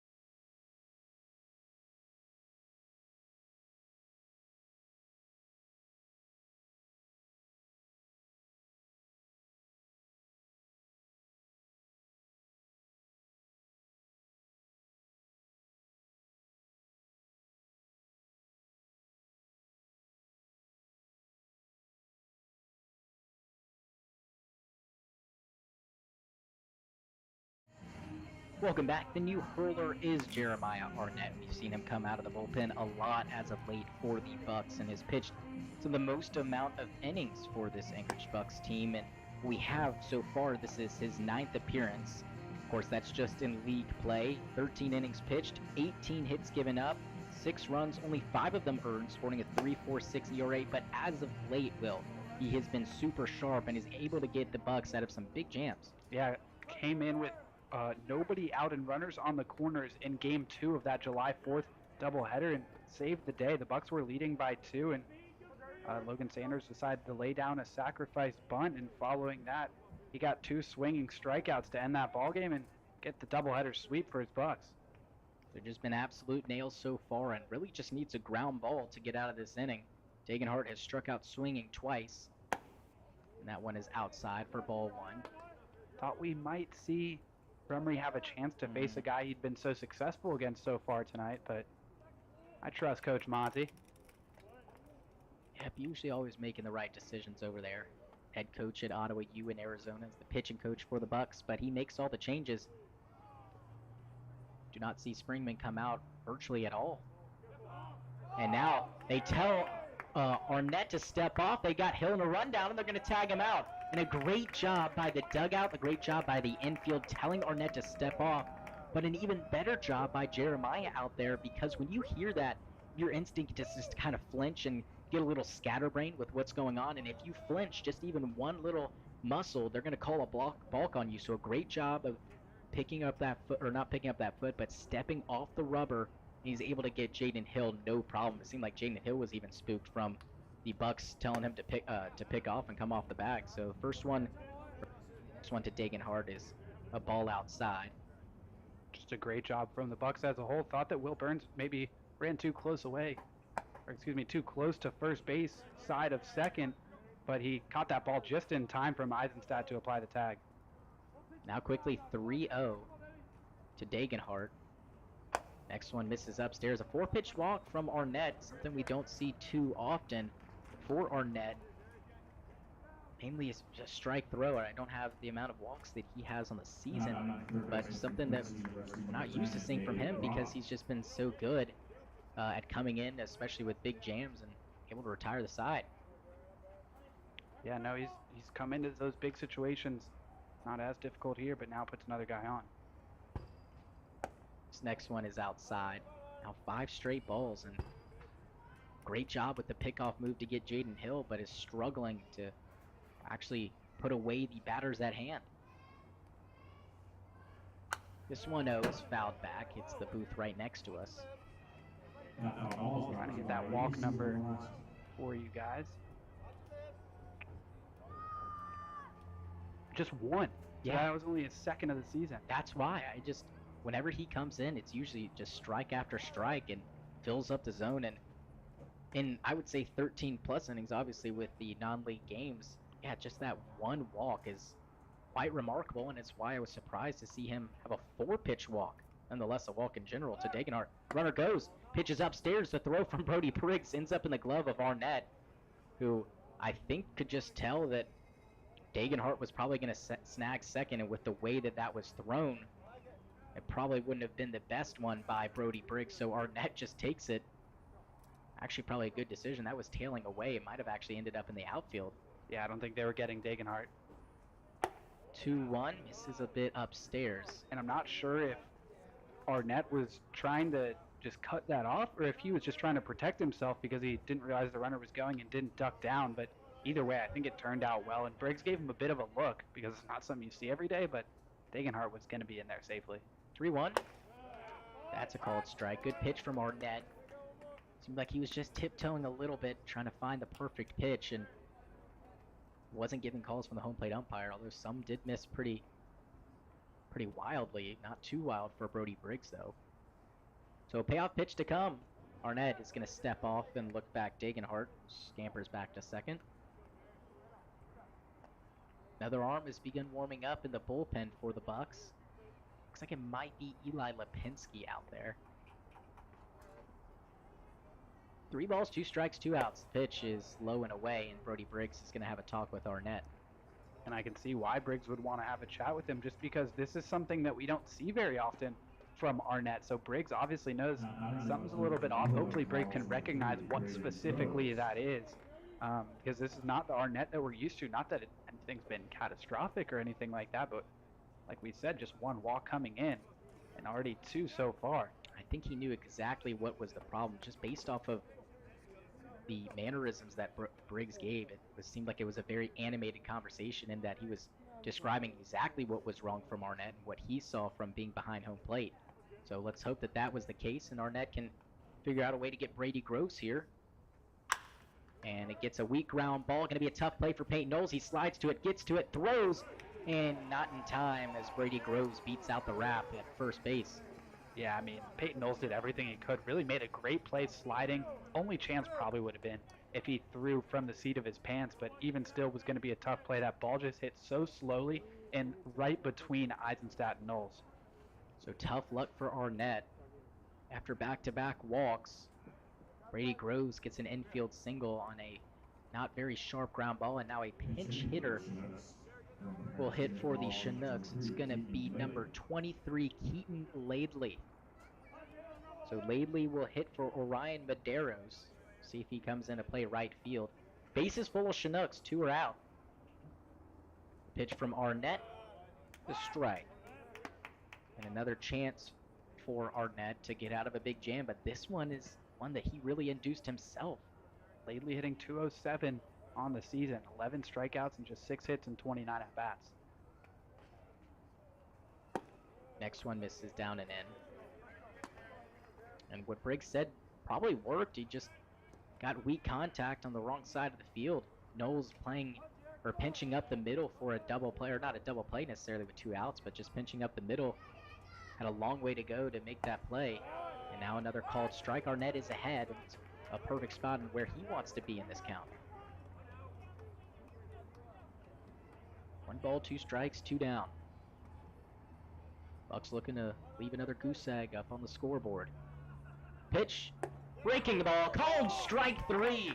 Jeremiah Arnett struggles with the first 3 guys he faces, but doesn't struggle against Keaton Laidley as he gets the strikeout. We head to the bottom half of the 6th inning. Still no score for the Chinooks. It's a 4-0 lead for the Bucs when we come back.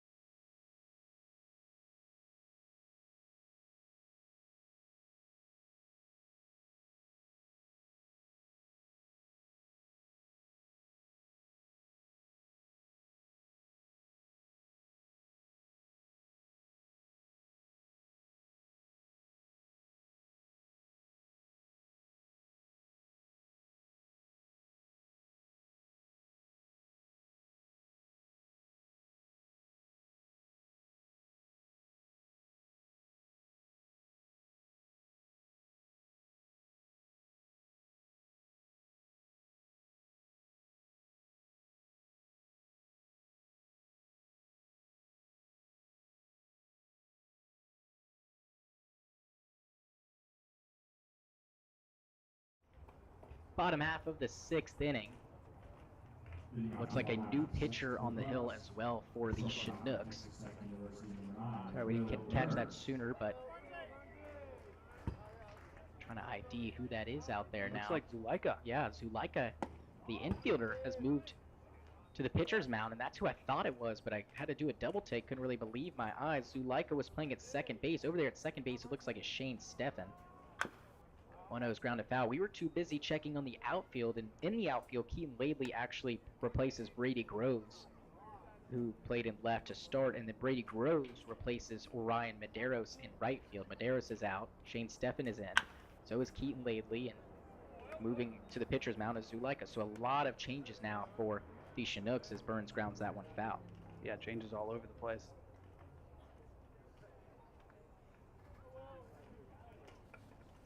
And for Zuleika, he has pitched before. This is actually his 3rd appearance. 3 innings pitched, 3 hits, 3 runs, just 2 of them earned though. Struggled a little bit, but a small sample size. 1-2. just a bit off the plate and looks very normal and comfortable out there.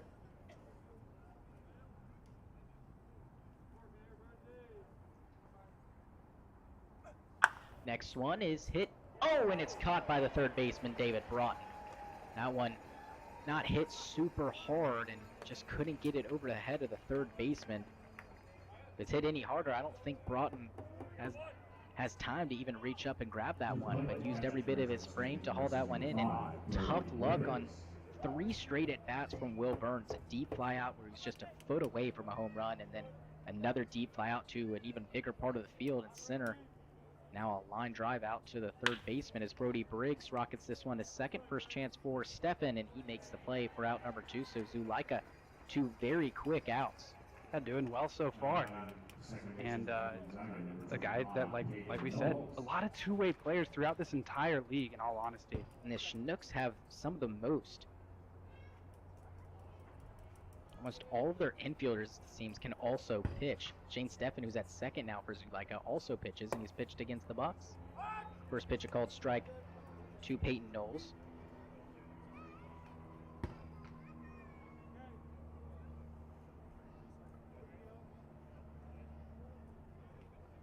No balls, 1 strike. Zulaika doesn't get that curveball or breaking ball to break. And leaves it outside for ball 1.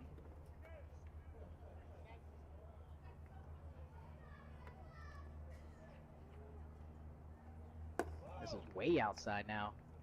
So it looks like Zulaika will lose his bat and will give it up to Shane Stephan, who will hit in his place, I believe. 2-1 is outside. 3 balls, 1 strike.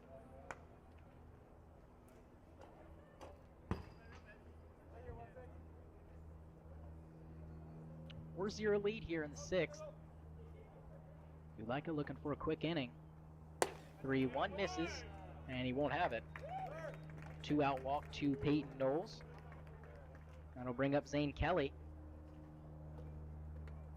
Yeah, good job that time by Peyton Knowles to just be patient and take what the pitcher gives you.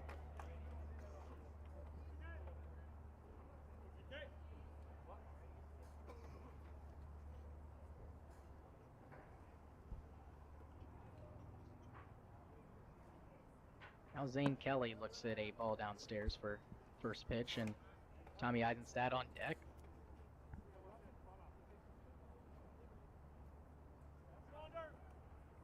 Great job by Arnett, despite those 2 walks and the base hit.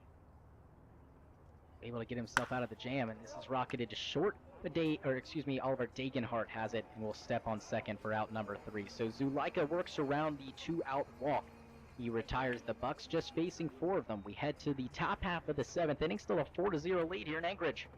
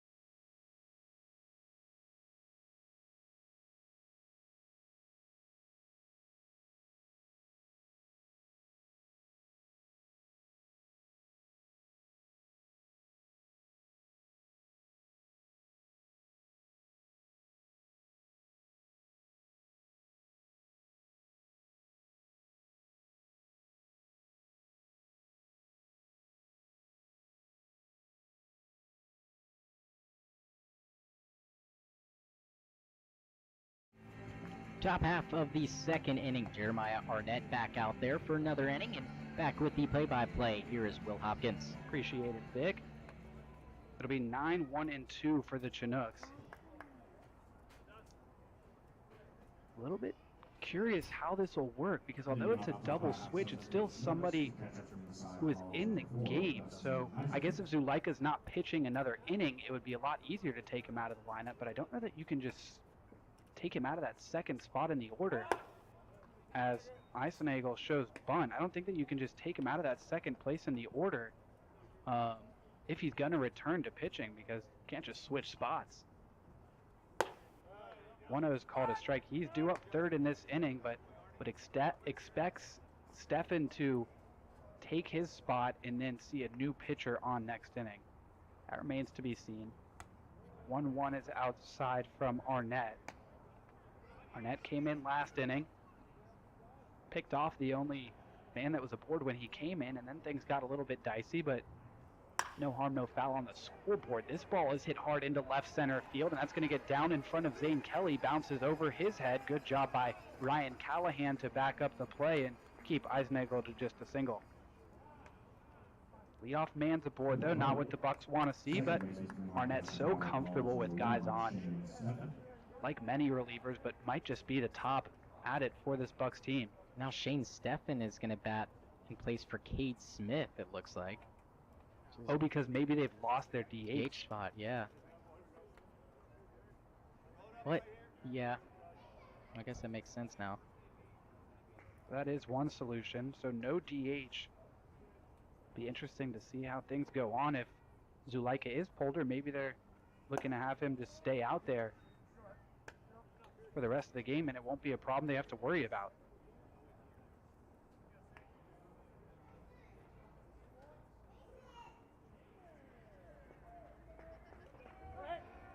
Another throw over to first.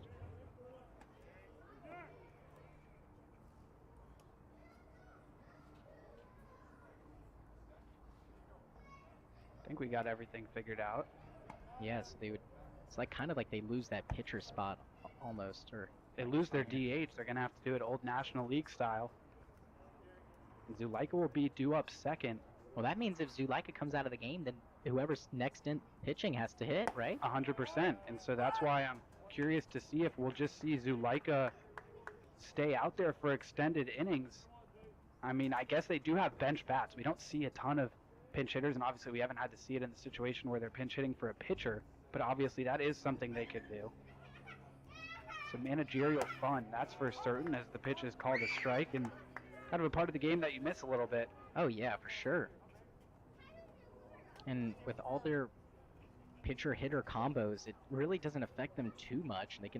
The next guy could be one of the other infielders to come in. Wouldn't be surprised. 1-2 is pulled by Arnett. But yeah, it should be fun for Tim Cole.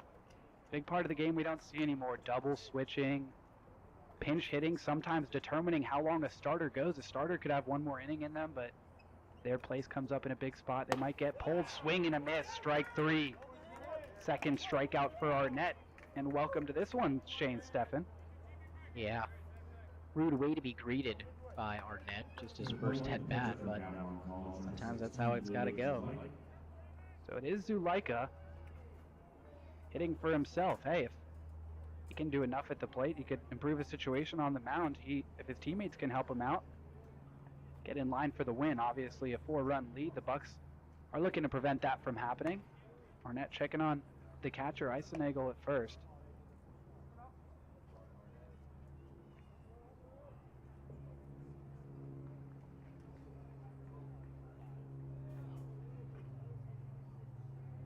The 25th pitch from Arnett misses.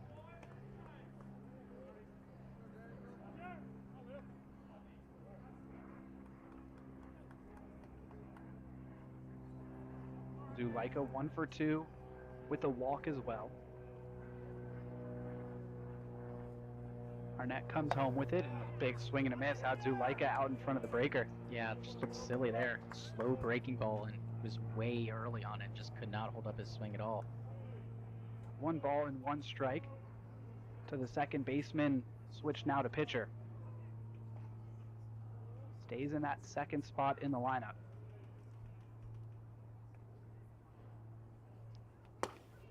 1-1, just a bit low and outside.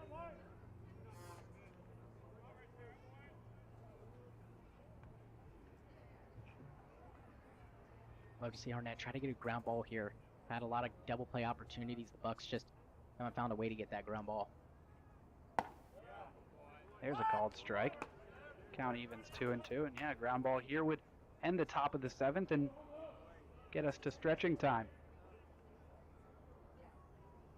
See if Burns and Knowles can turn it. 2-2 coming from Arnett. Couple of looks and he brings it. Just a bit too far outside. Yeah, we just seen some longer at bats from Arnett, a guy that's usually just a strike thrower coming in this game with just the one walk. Just not really used to seeing these long at bats and full count pitches to come. Saw a good number of full count pitches from Garvey Rummery. Here's one coming from Arnett. Just a hair outside. Bucs wanted it, but Zuleika takes his walk. Yeah, a really good pitch and a good miss, but on that pitch you just can't miss. Unfortunately, it's just looked like Arnett's a little bit off trying to pitch around these Chinooks, which is interesting because they have just been struggling to score runs all year. Just would be surprised at why he's not really pounding the zone like he normally does. 3 walks today after coming into play with just 1 all season. Now faces Jordan Jaffe. He swings at the first pitch and sends it hard the other way. That's going to get down in fair territory. And the Chinooks are on the move. Eiseneagle scores. Coming around third is Zuleika. The throw home is not in time, and it gets away from Brody Briggs. Jaffe's coming home. The throw to Briggs. They got him. Great play by Hankins. A heads-up play. That's a Derek Jeter-like play over there. Home plate comes out of its spot in the dirt, but that'll be the second out. The Chinooks score 2 runs, but Jaffe trying to extend that triple and come home on the missed throw, and he's gone. Yeah, I think they got to get someone out there to fix that home plate. It looks like Briggs just did it himself, though. If I were him, I'd figure out a way to inch it closer maybe to the mound. Maybe buy a couple more strikes. Now Jaden Hill is going to bat from the left side for the first time today. Garvey Rummery being a lefty, yeah. Great throw over there, like you said, by Josh Hankins. And this lineup, very righty heavy. But luckily they have Hill, the left, or the switch hitter, excuse me, so he can bat from the left side, and big swing and a miss. Or it looks like he maybe just got a piece of it, but not enough of it to send it into fair play.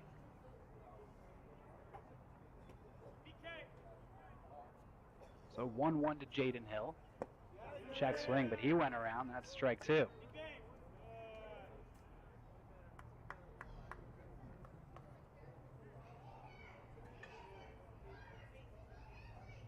One ball, 2 strikes. Here it comes from Arnett, and that's too high upstairs.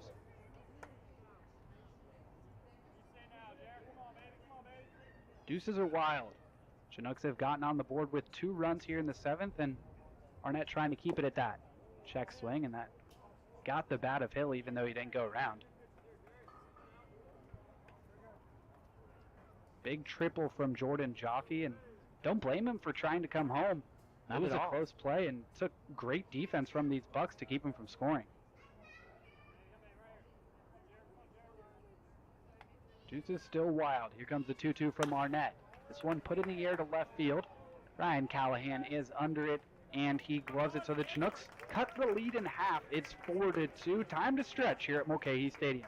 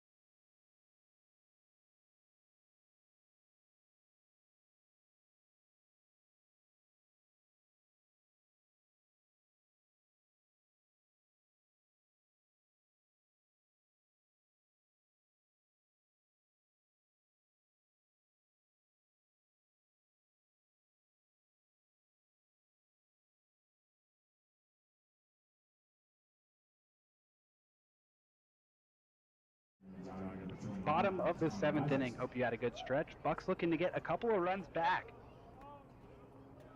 New man on, or not new man on, excuse me. Zuleika stays in the game. First man he faces is Tommy Eisenstadt, who fouls this one off. Yeah, and a great play again by Hankins. Just that's why you always back up, and was able to just throw a strike to Brody Briggs in an awkward angle. And just such a good play, saving that third run, which is a big run. 100%. Bucs lead it by 2. Eisenstadt singled in his only at-bat. Did see the plate another time, but runner was out, so he led off the next inning. Dagenhart gloves this one, and now 1 for 2 for Eisenstadt. And 1 out here in the bottom of the 7th.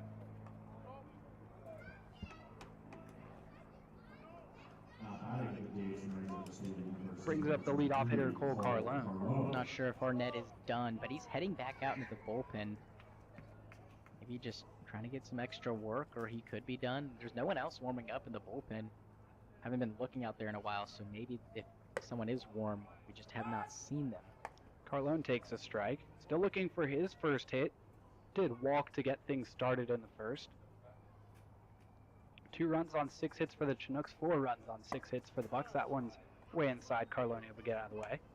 But Carlone has been doing a good job on the base pass, able to snag an extra bag and put himself in a scoring position, just making it tough for these Chinooks, and he scored once. Stole a bag too. 1-1 just outside. Yeah, Carlone at first base, and then Josh Hankins walked, and Carlone got all the way to third. Lipinski's been warming up out there. I wonder if he's ready to go and it's just sat down. Would not be surprised if that was the case. So could be him coming out there. Arnett could just be stretching out and trying to come back for another inning. But given his struggles, I'd honestly be surprised. 3-1. And there's a second walk of the day for Cole Carlone, and a Buck aboard with 1 out here in the 7th. Brings up Josh Hankins, who made that great play to keep this lead at 2 runs. Otherwise, Jaffe would have come around to score, and we'd be looking at a 4-3 game. Instead, it's 4-2. Hankins has yet to be retired. A single, a hit by pitch, and a walk. Scored a run in the 3rd. And he takes a strike from Zuleika.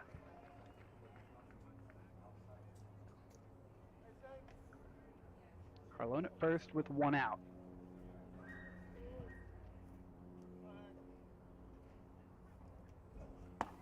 0-1 finds the zone. Hankins now behind 0-2.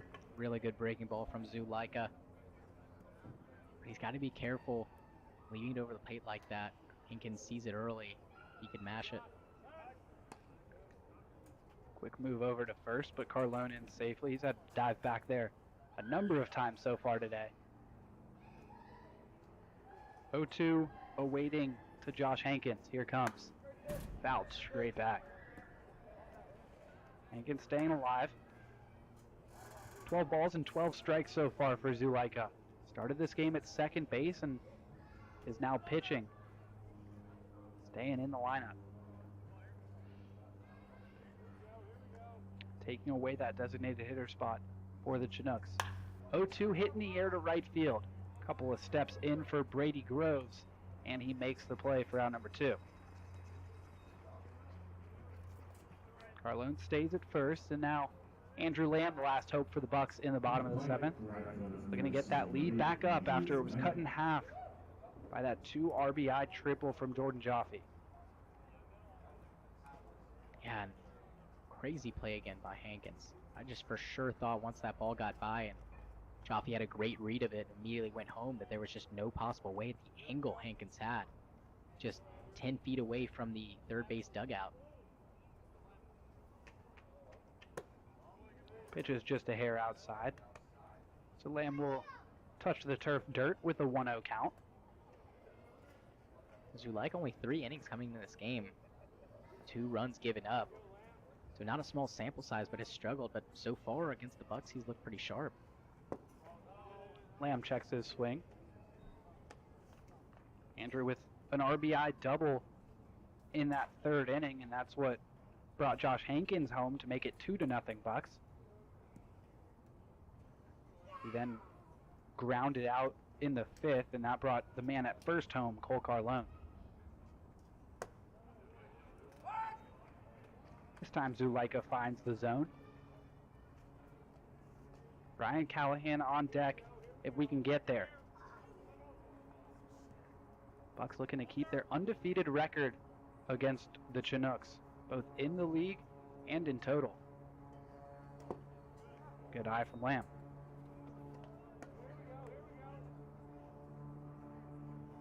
Zuleika's next pitch will be his 30th.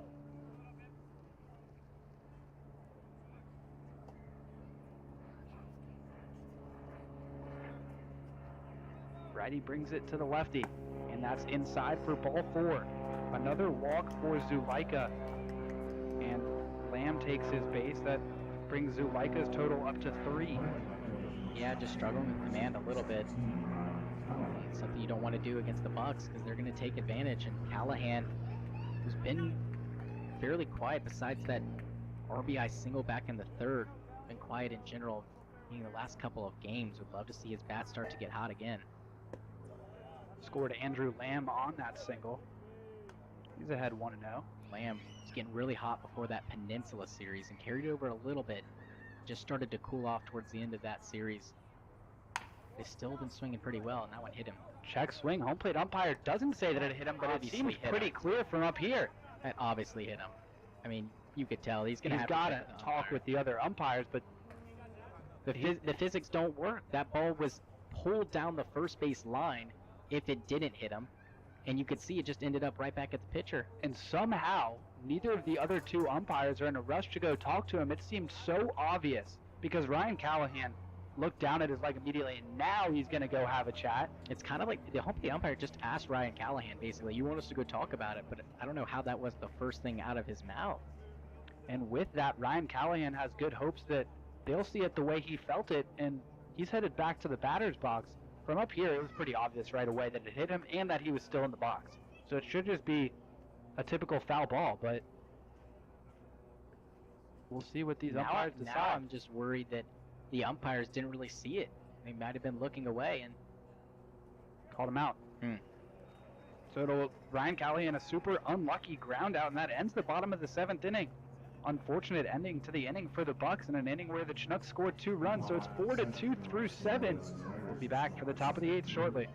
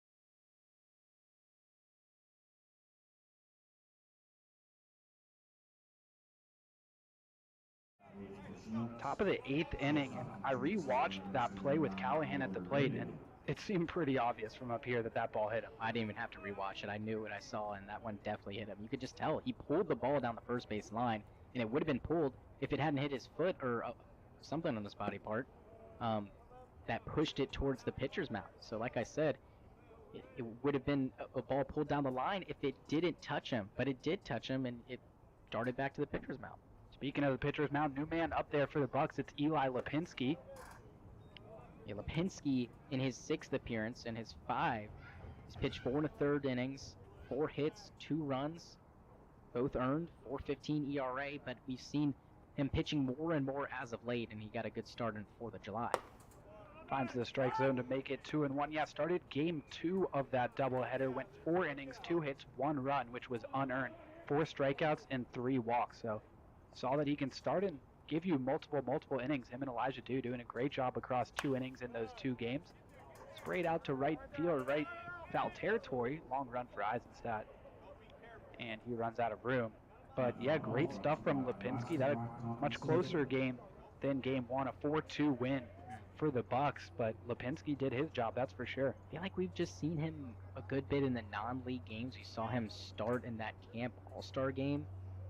That's not on the standings, of course, but just haven't seen him much in league play. But a guy that's definitely deserved more opportunities, I would say. And we saw him as a hitter early on in the season, but not as much lately.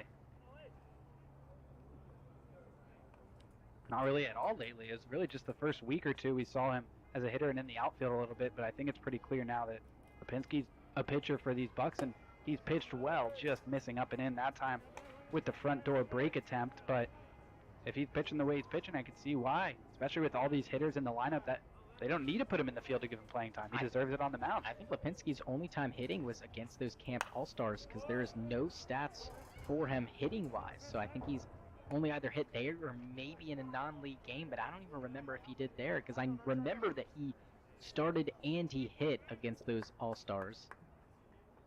So that's the only time I remember him getting an at-bat. If anything different, it might be in a non-league game. Full count to the first man he's facing, Oliver Degenhardt. That's up and in, so a tough start for Lipinski. Leadoff walk to Degenhardt, and guess we got to say it now, that does bring the tying run to the plate. Yeah, and it would be the tying run on the base pass if Hankins had made that nice play. 100%. Huge play in this game. Expecting the unexpected, knowing just in case that ball gets away from Briggs towards that area of the field. And now Monty and the infield are going to have a chat with Lipinski after just one batter. There is someone warming up in the bullpen. I think it might be Brody Purcell. I'm second guessing myself again, but he's coming out of the bullpen. It looks like Monty gave a casual point. Don't take my word for it that it's Brody Purcell, though. We'll tell you who it is for sure when we come back, but just one batter for Lipinski, and his day is done. We'll let you know who comes out with a runner on first in the top of the 8th when we come back.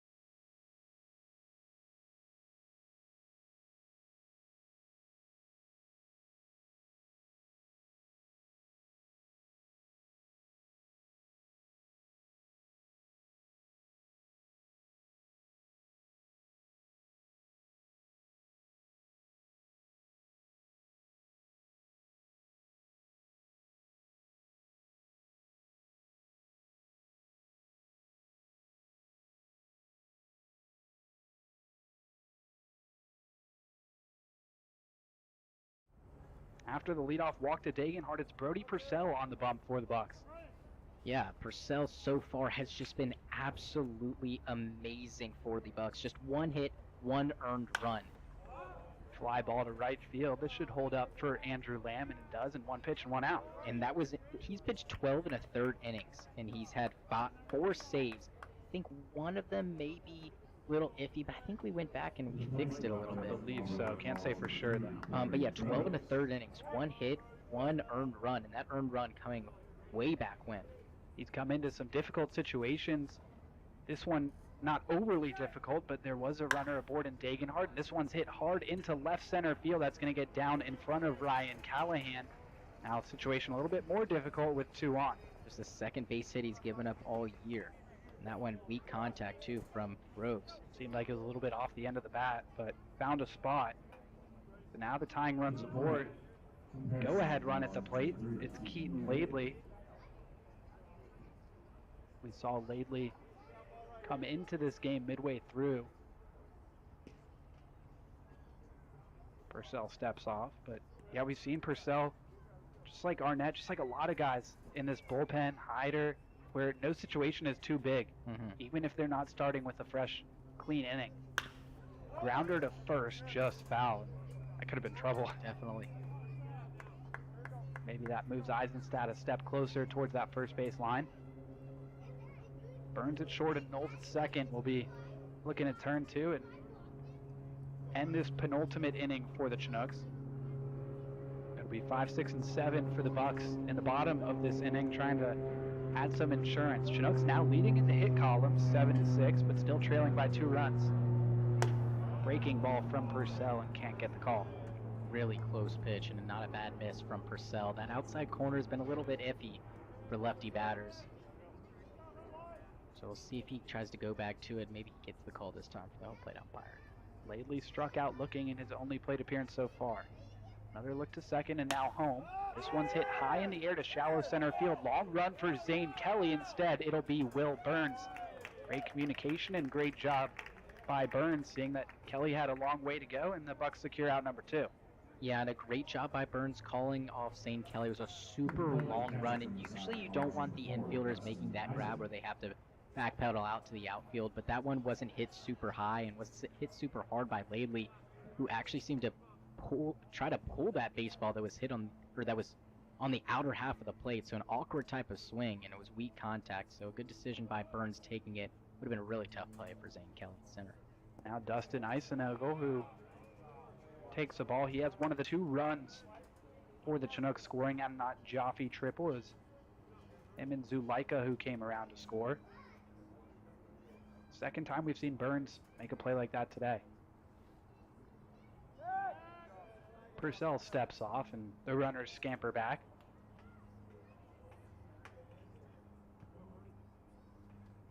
Brody Purcell, USC Trojan. Know he had some family in town for the 4th. Always great to see.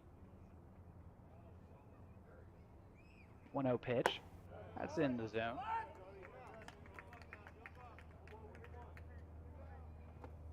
See if Purcell can continue that amazing streak he's been on. So good. Each and every time that bullpen door opens so far this season. 1-1. Breaking ball, and Eisenegel just barely able to get a piece of it. And for Purcell here, ahead 2 strikes with 2 outs. You don't want to tiptoe around these batters. But the 9-hole hitter doesn't necessarily mean he's a bad hitter at all. A base hit in his last at bat, but definitely don't want to face the top half of the order. Just try to pound the zone right here. Make him put into play. 1 ball, 2 strikes. This ball is hit into left center field. Zane Kelly runs, and that ball is off his glove. Coming around to score, Degenhardt. Groves stops at third base, and we already saw Kelly make an amazing play in right center. Looked for a similar play there, just reaching that glove out and can't come up with it. Yeah, tough play all around. And just gets a piece of leather on it, but can't haul it in. But definitely will go down as a base hit. So runners at the corners in just a 1-run game. And that play by Hankins now looming large if the Chinooks can't get another run across. As is that great base running from Carlone that we saw back in the 5th inning. add-on run. Always huge. 4-3 Bucks lead it. Groves at third represents the tying run. And Shane Steffen takes a strike. Came in just a couple of innings ago.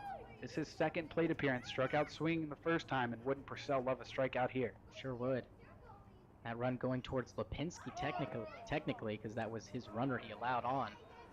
And Eisenagel was stealing on that ball in the dirt. Not sure if Briggs would have made the throw anyways, but that'll go as a stolen base.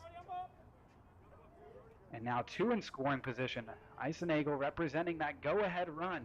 Purcell really needs to take care of Steffen here. Gets a swing and a miss, and that's 2 strikes now on the new second baseman for the Chinooks. And Zulaika looming on deck. He's walked twice, but he's a good bat for the Chinooks and definitely wants to help himself out, especially if he's coming back out there. 1-2 coming from Brody Purcell to Shane Steffen. Just a bit outside, but Purcell bringing the heat with that one. And Purcell doesn't necessarily look any different. He's gotten weak contact. They just have fallen for the Chinooks. They've been falling all day. 8 base hits, and a lot of them have just been kind of looping line drives. 2-2 hit the other way, tailing foul. Purcell may have gotten away with one there. Steffen unable to keep it fair. Deuces are wild here in the top of the 8th. Bucks trying to get out of this jam. Groves at third, Eisenagel at second. Steffen at the plate. Both Brodies get on the same page, and here's the 2-2 from Purcell. Strike 3 call! Purcell finds the outside corner, leaves 2 Chinooks stranded. Chinooks get 1, but that's it. The Bucks still lead it by 1. We head to the bottom half. Bucks looking to add on.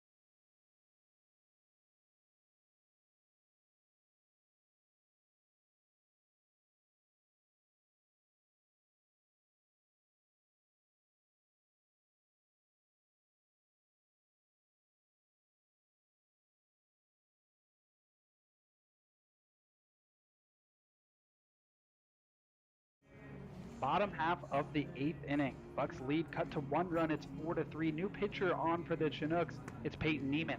Yeah, he's in for his 9th appearance, Will. 12 2/3 of an inning, 17 hits, given up 12 runs. Only 10 of them have been earned, but 10 runs in 12 innings pitched is good enough for a 7.11 ERA. So he struggled.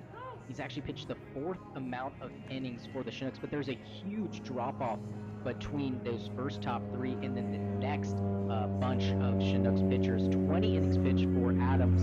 That's the 3rd most, and then, 12 2/3 innings from Neiman. You get all the way up to 27 2/3 inning for Golko, pitched in the last game for the Chinooks. So a guy that's pretty frequently used for the Chinooks, just hasn't had much success. Yeah, worked on July 3rd. Pitched 2 scoreless innings, did give up a couple of hits and a couple of walks. And his spot will be due up first in the 9th inning. He has hit a few times, but would expect to see a pinch hitter. Misses to Will Burns, who's all 4 of his outs have been in the air. A couple of them hit pretty hard, but no success so far today. Seems due, though, for the Bucs. Swings at this one, puts it in the air on the right side. Way up there, and Brady Groves is able to come up with it. First time he's hit it on the right side, and no better luck over there. Yep, and it looks like it's Adam Inyard. Started throwing the baseball out there in the bullpen, who might come on for the 9th, and given Purcell's struggles last inning, probably won't see him back out there. And if you'd have told me that when he came in, I'd be shocked, considering that came in for Lipinski, and I would be shocked that he didn't pitch the next 2 innings, but now I wouldn't be. Pitches high to Brody Briggs. Was wondering for a second if we might see, excuse me, 1 second after this pitch. And it misses outside to Briggs. Was wondering for a second if we might see Zulaika go back to second base, but not to be. Neiman comes on and Steffen stays at second. 2-0's outside, 3-0. After the Bucs like to scratch across just 1 more run and give yourselves a little extra padding. And I don't believe has come on in the 9th inning before. There's a strike, and thinking about it, Zulaika stayed in at second. That would have, he was second in the order, so Neiman would be in that first spot taking over for Steffen, and he wouldn't be due up next inning, but they opt to keep Steffen at second. 3-1 to Briggs, misses, so leadoff walk for the Bucs, or not leadoff, excuse me, 1-out walk for the Bucs, looking for some insurance. Peyton Knowles comes to the plate, and Adam Enyart did pitch on the 4th, obviously a non-league game. Been pitching a little bit more of late, but like you said, don't think we've seen him in the 9th of a 1-run game in league play. Peyton Knowles 1 for 2. Watches a strike. I'm wondering now if Monty wishes that he had started someone else instead of Brody Briggs to get ready in place for Eli Lipinski, and maybe let Purcell just take the 9th inning.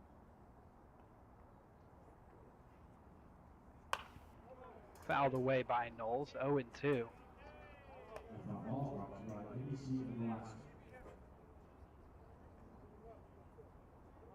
Zane Kelly waits on deck. Would love to give him a chance here. It would come up barring a double play from Knowles. No balls and 2 strikes to the Bucs second baseman. And that's low. Oh, they're going to call. Yeah. I heard someone shout before the pitch. So Briggs takes second, and that's a big balk because now Briggs is in scoring position. Knowles down 0-2, but runner at second base now. Would love to see Knowles get him over or get him in. He's on third with even though 2 outs. A wild pitch from Neiman could give the Bucs another run. Neiman misses outside. Good take from Knowles. Great take. Tempting pitch to swing at. Able to spit on it. Briggs, a speedy catcher, a speedy player in general at second base. Peyton Knowles at the plate. Neiman's pitch is in the dirt. Great stop by Eisenagel. Yep. And hasn't been able to stop a lot of them just because Lopez's wild pitches are just so out in front of the plate. It's not that Eisenagel has just missed opportunities. Those wild pitches are just super wild. I'm sure he feels happy to be able to block that one up with no problem. Knowles has worked the count even. Bucs leading at 4-3 after getting out to a 4-0 lead. 2 in the 7th from the Chinooks and then 1 more this inning. Bucs could really use another run or 2 here. 2-2 from Peyton Neiman. Hit up the middle and past the diving Degenhardt. Briggs is on his way to third. He'll stop there, but Knowles just moves that line for the Bucs. Yep, great deal of hitting there, and thought that Degenhardt might have had a chance to make the play, but unfortunately cannot come up with it for the Chinooks, unfortunately. But for the Bucs, runners at the corners, and the only thing bad about that play was because it was hit right up to Dagenhart, Briggs immediately had to pause, and a great job by Briggs. As I was about to say, if that ball was caught, I think Briggs is back in there safely. It would have been tough for Dagenhart to catch it and immediately throw back to second base. So a good job by Briggs. That's what you have to do. You got to pause on that line drive and just can't score, but maybe he has a chance here now. 100%. Kelly shows bunt and comes up empty. And last thing you would have wanted would have been for Briggs to have been doubled up. So definitely a great job by him to make sure that he was safe if that ball was caught. Prime opportunity to get some insurance runs right here. Zane Kelly's a good guy to deliver them. Kelly shows bunt again and fouls this one off. And understand that Briggs is at third and maybe trying to get him in or get Knowles over to second, but love to see Kelly swing away. Now with 2 strikes, we'll probably get to see that, but one of the better hitters for these Bucs. Not your typical 8th place hitter, that's for sure. Yeah, and Kelly batting towards the top. Haven't seen him lay down a ton of bunts. Has already brought in Briggs once today and can't do it here. Foul tipped into the mitt of Chinooks. Big strikeout for Peyton Niemann. Yeah, it's just unfortunate for Kelly. Was not able to lay down those bunts. Probably should have pulled back on the first one. Went around, and then the second one just took that bat away too quick. Didn't hold it out there long enough, and it just ricocheted foul. So last chance is Eisenstadt. 2 outs here in the 8th. Briggs at third, Knowles at first. Bucs would love to have another run. As we expect Adam Enyart to pitch the 9th, and sure he'd love to have a little bit of a cushion. Niemann trying to prevent that and fails to find the zone to Eisenstadt, who's 1 for 2. Came in to replace Riley Hunsaker. We hope that he's okay.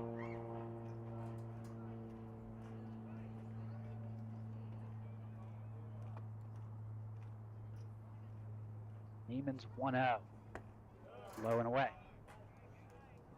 Eisenstadt can reach. Cole Carlone would come to the plate. I just saw Hunsaker come out of the clubhouse. Not sure if he's been in there a while, but he was jogging back to the dugout, and that's something I don't think he would do if he came out of the game due to injury. So I think he should be okay. 2 balls and no strikes to the Bucs first baseman. He's swinging away and cracks this one down the left field line. That'll bounce in foul territory. Broughton unable to get there. So now 2-1, and second base is open. So if Eisenstadt were to walk, it wouldn't score a run, but it would bring up Cole Carlone. And it's not like Briggs is the only run that matters. If you have a guy on second and can score 2 with a single, that would make it a 3-run lead. And it looks like Enyart is coming out of the bullpen. I'm wondering if he was just getting ready just in case. Pitches low and inside. Great stop by Chinooks.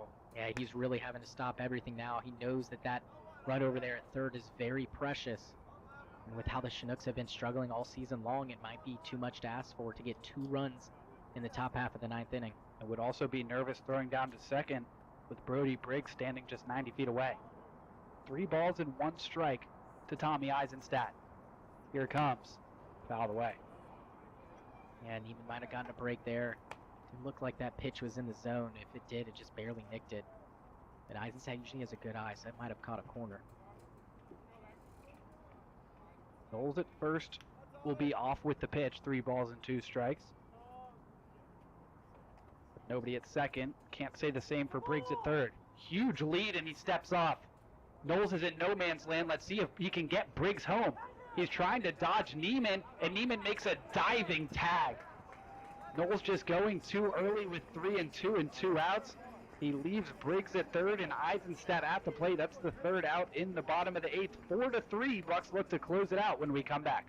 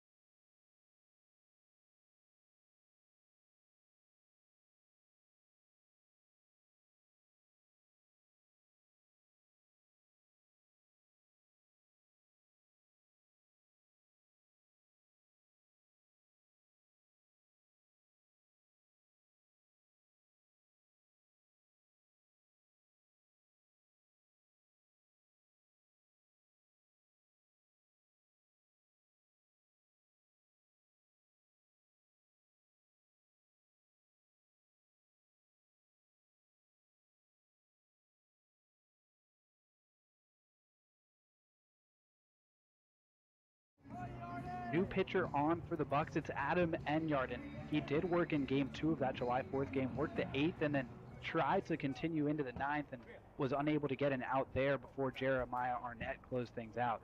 Yeah, Enyart on for his 4th appearance, 3 2/3 of an inning, 3 hits, 2 earned runs, and he's pitching, or has pitched more as of late, but definitely known more for his bat. Pinch hitter is number 32, that is Jacob Hayes for the Chinooks, and he takes the ball upstairs. So 1-0 to Jacob Hayes with Jaffe on deck and Hill in the hole. Adam Enyart misses inside in a high leverage situation for Enyart. Haven't seen him in the most high leverage situations. Guy that's been on the field often for the Bucs, whether that's on the mound or as a corner outfielder. Seen him mostly in left. 2-0, can't get the call, 3-0, and the last thing you want to do in a one-run game is issue a leadoff free pass. Yeah, getting really close to it right here. Hayes just coming off the bench. Got to attack a guy like that. 3-0 to Hayes, well outside. Hayes watches 4 pitches, and he's on first base representing the tying run, and I'm wondering if he's going to get pinch run for. Yeah, it looks like that's exactly what head coach Tim Cole wants to do. That'll be number 22. Yep, Kwapnowski. Sam Kwapnowski. And Monty's going to come out there. No one's warming up in the bullpen. I don't know who would be ready to come on. I have not seen anyone else. We just going to talk to Enyart. It's probably what it is. I'm just a little surprised, Will, in a one-run game, you bring in Enyart, a guy that has only had 3 2/3 of innings in league play. Of course, we've seen him a good bit in some non-league games, but in a one-run situation like this, could go to a guy like Dew, but Dew also pitched a lot. Obviously started and went 6 innings, so I think that he would not be able to go today. Brody Purcell just went, so honestly, the first time I can say this, but not a lot of options for the pitching staff to go to late in the game. We've seen a lot of Hyder lately also. Yeah, I don't think he'd be able to go right now. And looking down the list of guys, there's just not a lot. Used Arnett already, used Purcell. Dew has pitched a lot. Lipinski came in. We'll keep an eye on Kwapnowski over there at first. He stays put for now. First pitch swinging as Jaffe hits that to deep center field, but the ballpark will pretty easily hold it. Zane Kelly puts a grab on it for the first out. Pretty loud off the bat, though. Huge out. One pitch and you get it. That just is a confidence builder. If you're the Chinooks and Jordan Jaffe, you'd wish you took a couple extra pitches and probably just missed that one. Hit it pretty well to center field, but great job by Zane Kelly. Freezing and not taking that first step in or back, and was able to grab that no problem. So now Jaden Hill once again batting from the left side. Small lead for Kwapnowski. Hill with a big cut coming up empty there. Would love to turn 2 here. What an emphatic way that would be to get the 4th consecutive win in league play over these Chinooks and 5th in total. Gonna have to be hit pretty hard. Hill's got some speed. As does Kwapnowski, being used as a pinch runner.